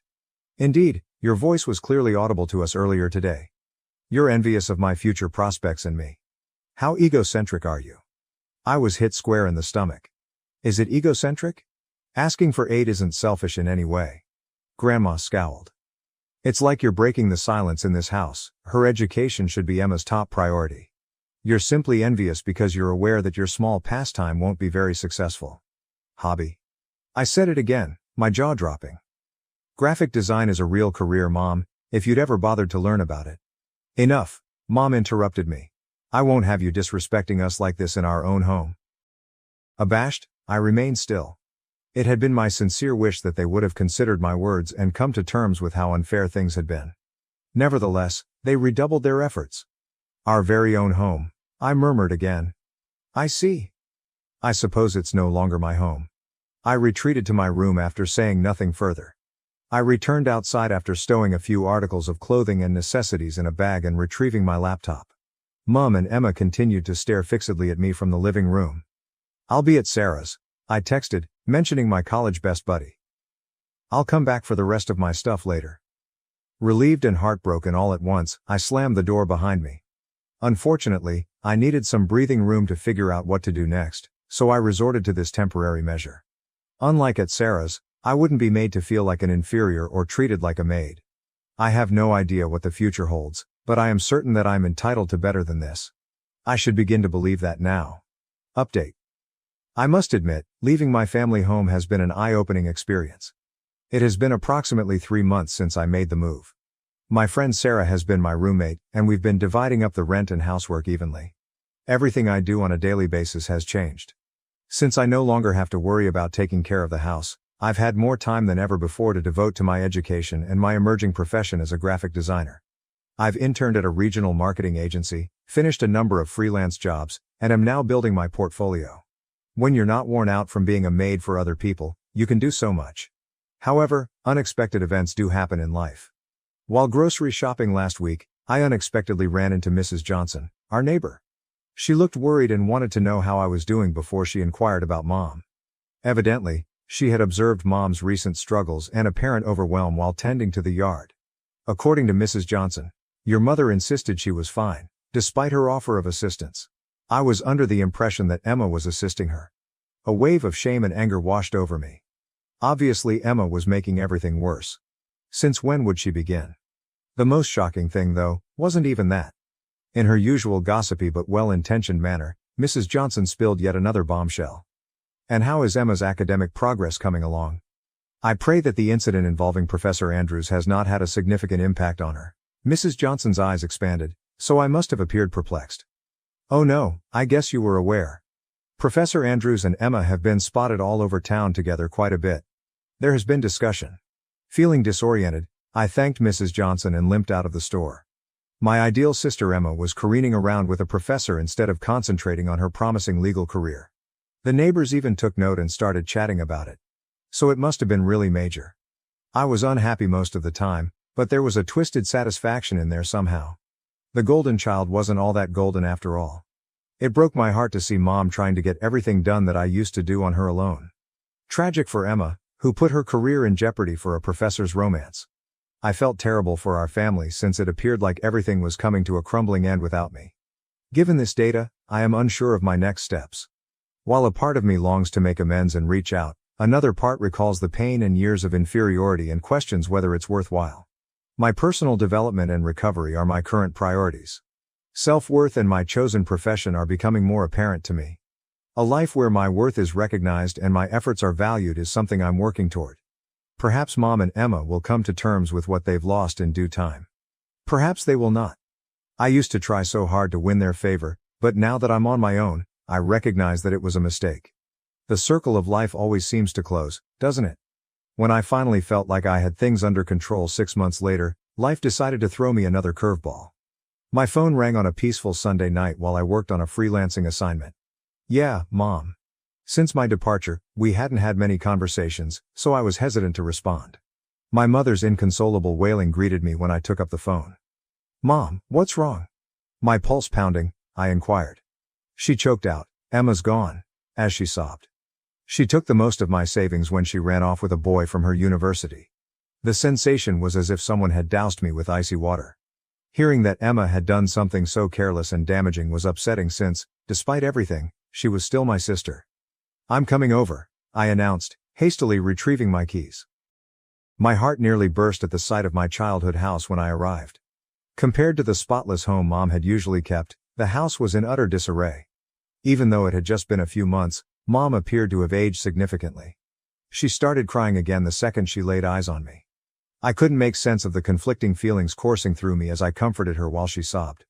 Mom gave me a glance with crimson-rimmed eyes once she cooled down. "I've been so foolish," she whispered. "The last several months have really enlightened me.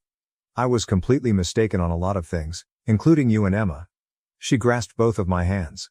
"Even though you were the reliable one who I could always rely on, I failed to recognize your worth and instead treated you like a commodity. My deepest apologies, my love." My own eyes started to brim up with tears. I never imagined I would get this kind of recognition, yet here it was. I want you, even though I know I don't deserve it, Mom went on to say.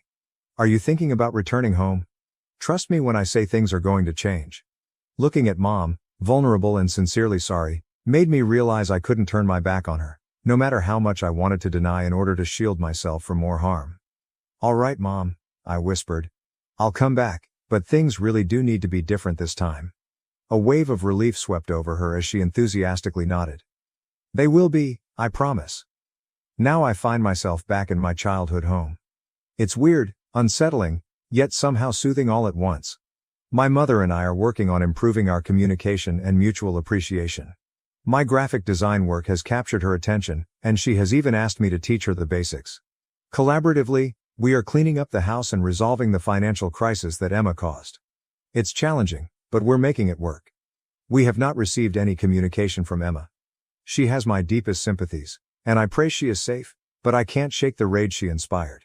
Thanks to Mom's understanding, I'm able to keep up with my internship and freelancing job. Finding that sweet spot is going to take some time, but we're getting there. What is ahead is completely unknown to me. A part of me is still cautious, still trying to keep my emotions under check, but I also have hope. Perhaps this is the opportunity for a new beginning that our family has been seeking. For the time being, it suffices. It's not the happily ever after I had envisioned, but it is real. My wife's sister tried to kiss me and now my wife is spiraling. Help me. Sorry for how long this is, teal daughter at the bottom. As the title says, my wife's sister made a pass at me at a recent family gathering and I have no idea what to do. For context, I think my wife Jenna is absolutely gorgeous, but she has some really negative body image issues. This is in large part because of her sister Mary, who is very conventionally attractive, as opposed to Jenna's more unconventional but, IMO, striking beauty. Mary was a successful model until a couple years ago and now works in the fashion industry. In our early days of dating, when I would tell Jenna she's beautiful, she would always say, just wait until you see my sister. When I did finally meet her family, she would randomly press me for weeks to talk about her sister, whether I thought she was more attractive than her, etc.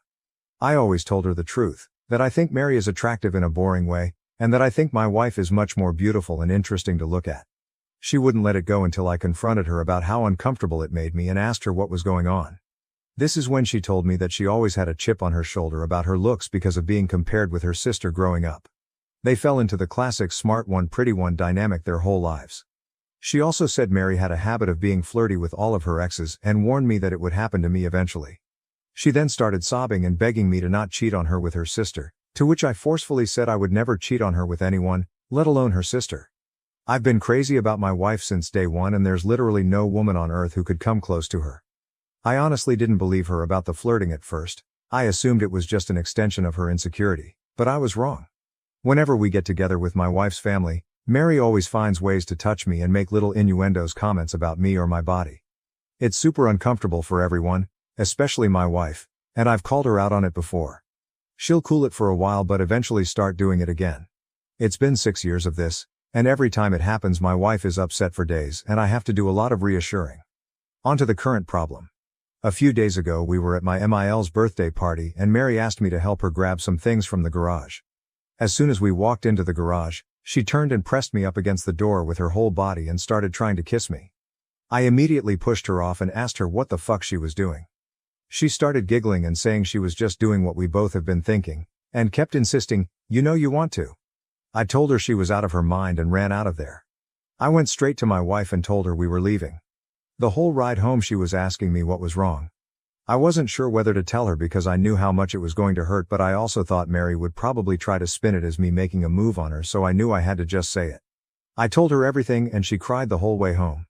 For the last several days Mary has been calling and texting my wife doing exactly what I thought she would do, even telling my wife that I said she, Mary, was the hottest girl I've ever seen, which I had to assure my wife 1,000,000 times that I did not and would never say, even though she believes my account of the situation.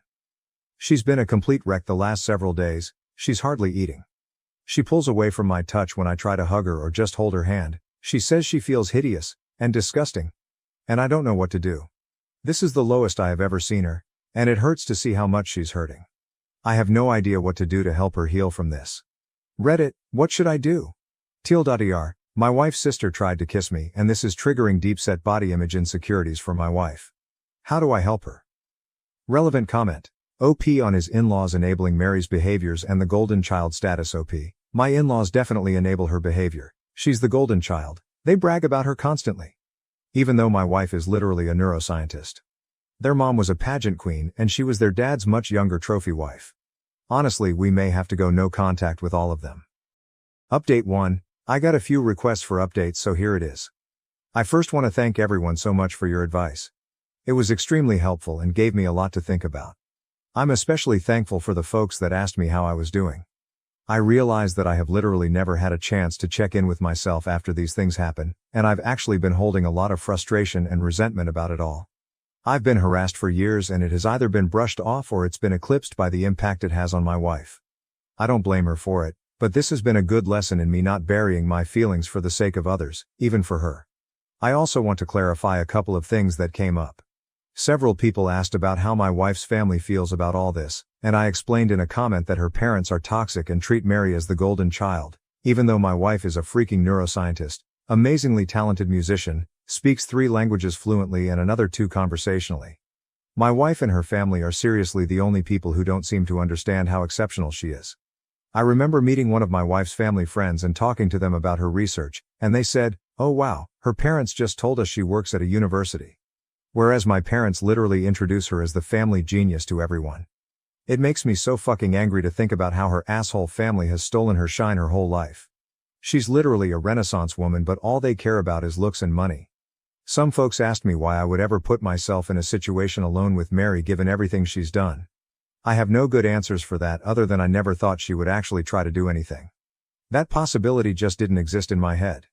I realize now that I should have seen this would happen eventually, and that I should have been less concerned with keeping the peace and more concerned with shutting Mary's shit down before it escalated to this point. Hindsight is 20/20. Anyway, on to the update. The night I posted I told my wife that if she wanted to try to repair her relationship with her sister I would respect that, but that I don't feel comfortable being around her for the foreseeable future. I said Mary has obviously been deeply jealous of my wife her whole life because she is a hollow, ugly person whose entire value has an expiration date, while my wife actually has substance. I said that I think her whole family is toxic and has done nothing but put her down her whole life, but that only she can decide whether she still wants them in her life.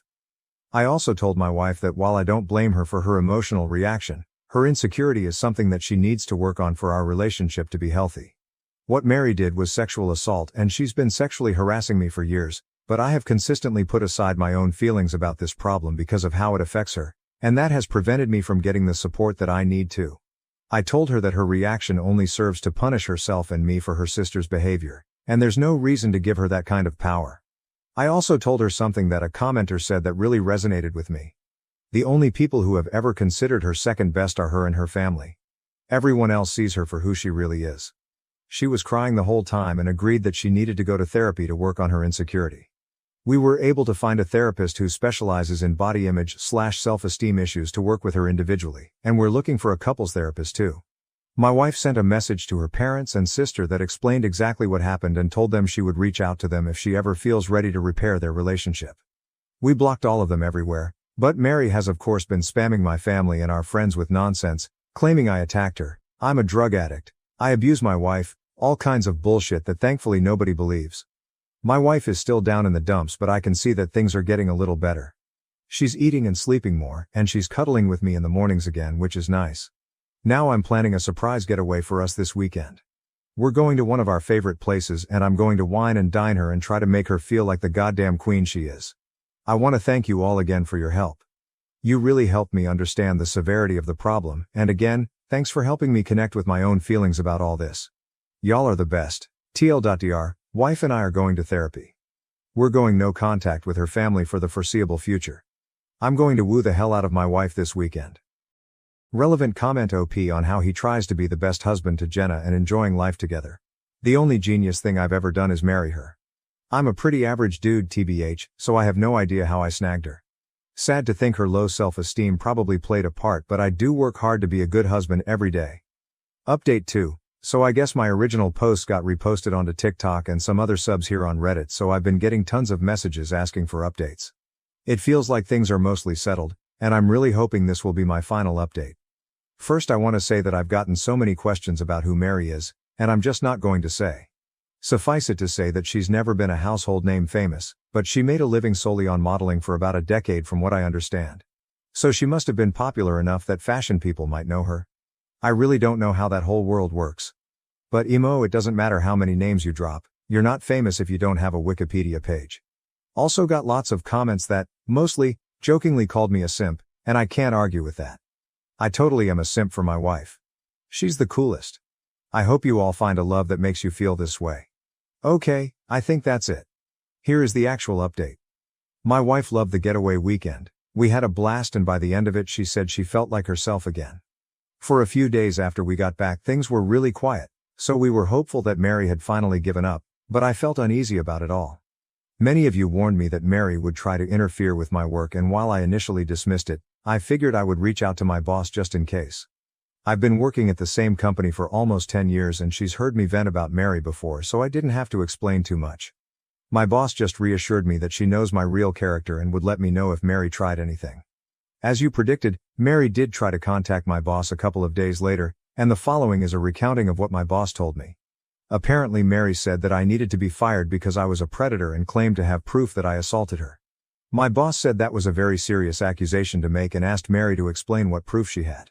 Mary claimed there was a camera that caught the whole incident and my boss asked her to send the video.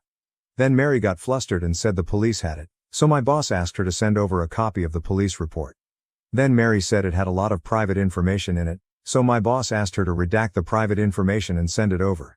Then Mary said she didn't feel comfortable with that, and my boss told her that she could not take action against an employee based on word of mouth from a stranger. Then Mary shouted at her about victim blaming and hung up. Unfortunately, that was not the end of it.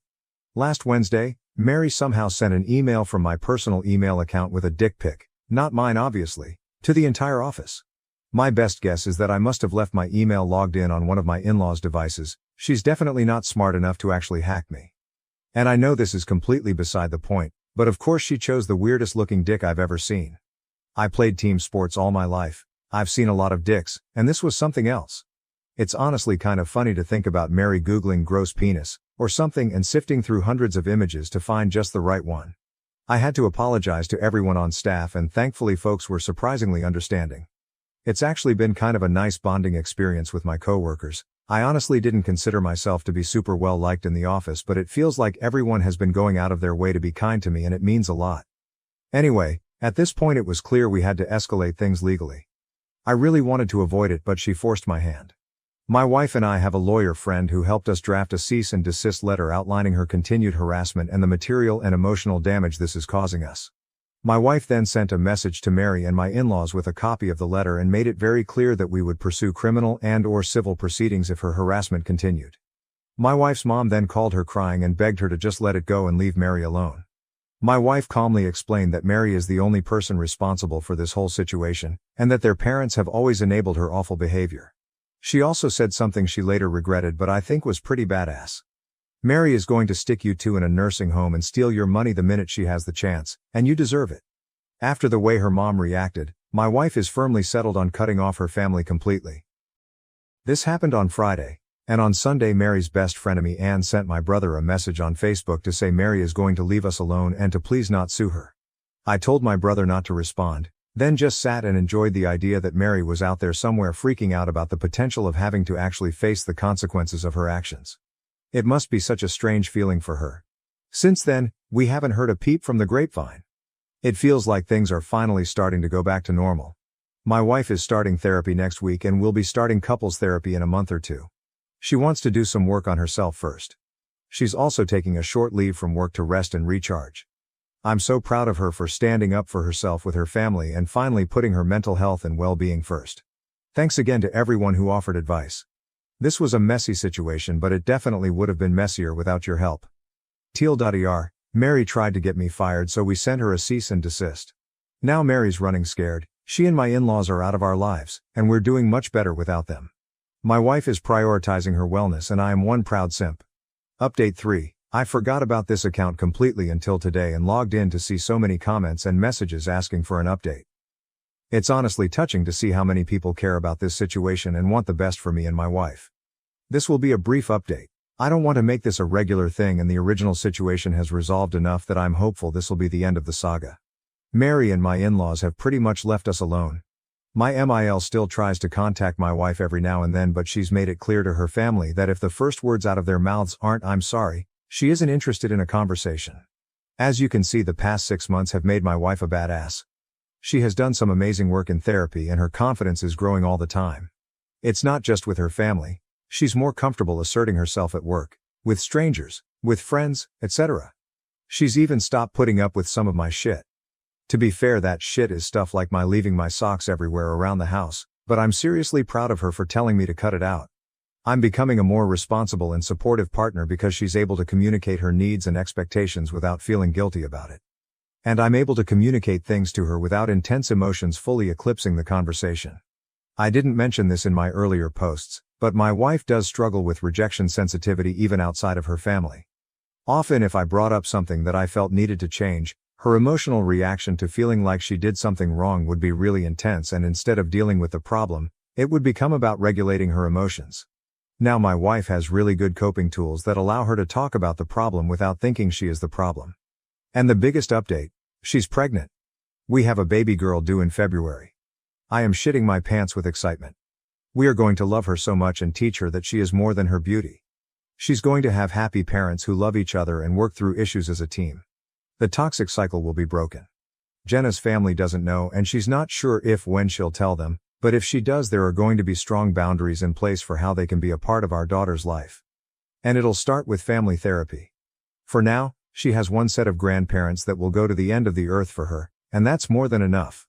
My family has been absolutely incredible in their support, and they are so excited for us. Things are looking better than they ever have. That's all, folks. Thanks again for your support on this wild journey. TLDR, Mary and in-laws have mostly left us alone. Jenna is a badass now. We're having a baby and soon I'll have 2 queens in my life. Captain Simp, over and out. New update. Hello everyone, I have come here for advice before and you were all incredibly helpful, and I could really use some support again. You can check my post history for the full story, but TL.dr, last year my wife, Jenna, and I had to make the decision to go no contact with her whole family. Her sister, Mary, 30F, sexually assaulted me. In-laws defended her, and after some legal wrangling they finally left us alone.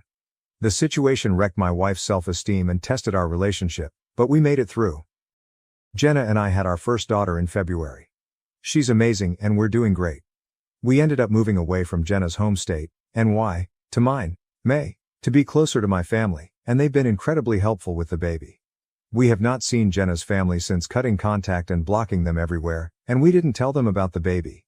Yesterday we received a letter in the mail from my MIL and FIL, no idea how they got our address. Apparently my FIL has been diagnosed with late-stage cancer and is being told he could be dead in weeks. In-laws went on about how sorry they were for the way they handled the situation with Mary. They also apologized for the way they've treated my wife her whole life. Again, check post history, but basically Mary was the golden child and Jenna was an afterthought despite being super accomplished. They ended by saying they recently heard about the baby through the grapevine and want to meet their grandchild. To me, the apology seemed genuine. They went into detail on what they did wrong, apologized and expressed remorse, and explained what they should have done differently. They said they hoped to earn our forgiveness with time and were willing to do family therapy to heal our relationship.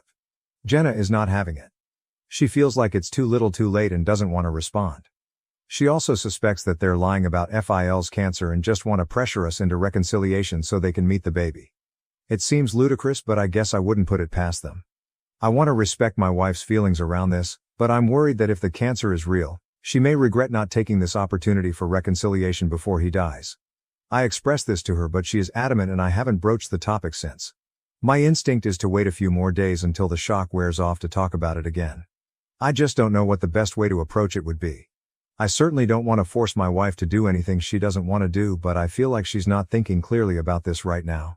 It also must be noted that our baby is still struggling with sleep and we're both tired and emotional all the time, so I feel like this might be influencing how she feels about all this. What should I do here? Should I try again or just let it be? TL.dr, in-laws are attempting to reconcile after claiming FIL was diagnosed with terminal cancer. Wife does not want to consider it, but I am worried she will regret it later on. Edit. People, stop being mean to me. I too am tired and emotional and my feelings are getting hurt.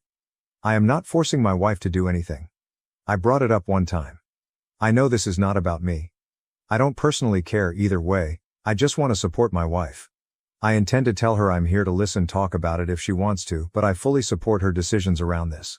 She has a great therapist she trusts and I'll be here to support her however I can. Relevant comments. OP on respecting his wife's decisions on how she wants to deal with the possible family health situation if it's real. OP, to be clear, I will absolutely respect whatever decision she makes. I just feel like the news is so fresh and we're in such an emotionally complex place as it is that she may not be thinking clearly about it. A similar situation happened to a friend of mine and he regretted it for years, actually turning to alcohol pretty hard for a while after. My wife has worked really hard to improve her mental health and I worry about how the regret might set her back. Although I suppose if her family is actually lying, manipulating us, that would set her back too. I just don't know. Would it be terrible to bring it up again in a few days just to see if she feels differently? Edit. I've also thought about asking my parents to take the baby for a couple of days so we can get away and recharge. Maybe just getting my wife in a better headspace would allow her to think things through more carefully / less reactively. OP receiving advice on letting his wife lead the way of dealing with her family. She knows what her family is like all her life. OP, this was really helpful, thank you so much. I will give it time and let her lead the way. I hadn't thought about that, earn it with time thing. Like if he actually is about to die, what time are they talking about? And reading from other people that this is a common manipulation tactic makes me feel more strongly that my wife's instinct about them lying is correct. OP on letting his wife make decisions and don't bring their daughter into the mix. OP, I would never do this? Not sure what part of I would never force my wife to do anything she doesn't want to do isn't getting through to people, but I would never betray her like that.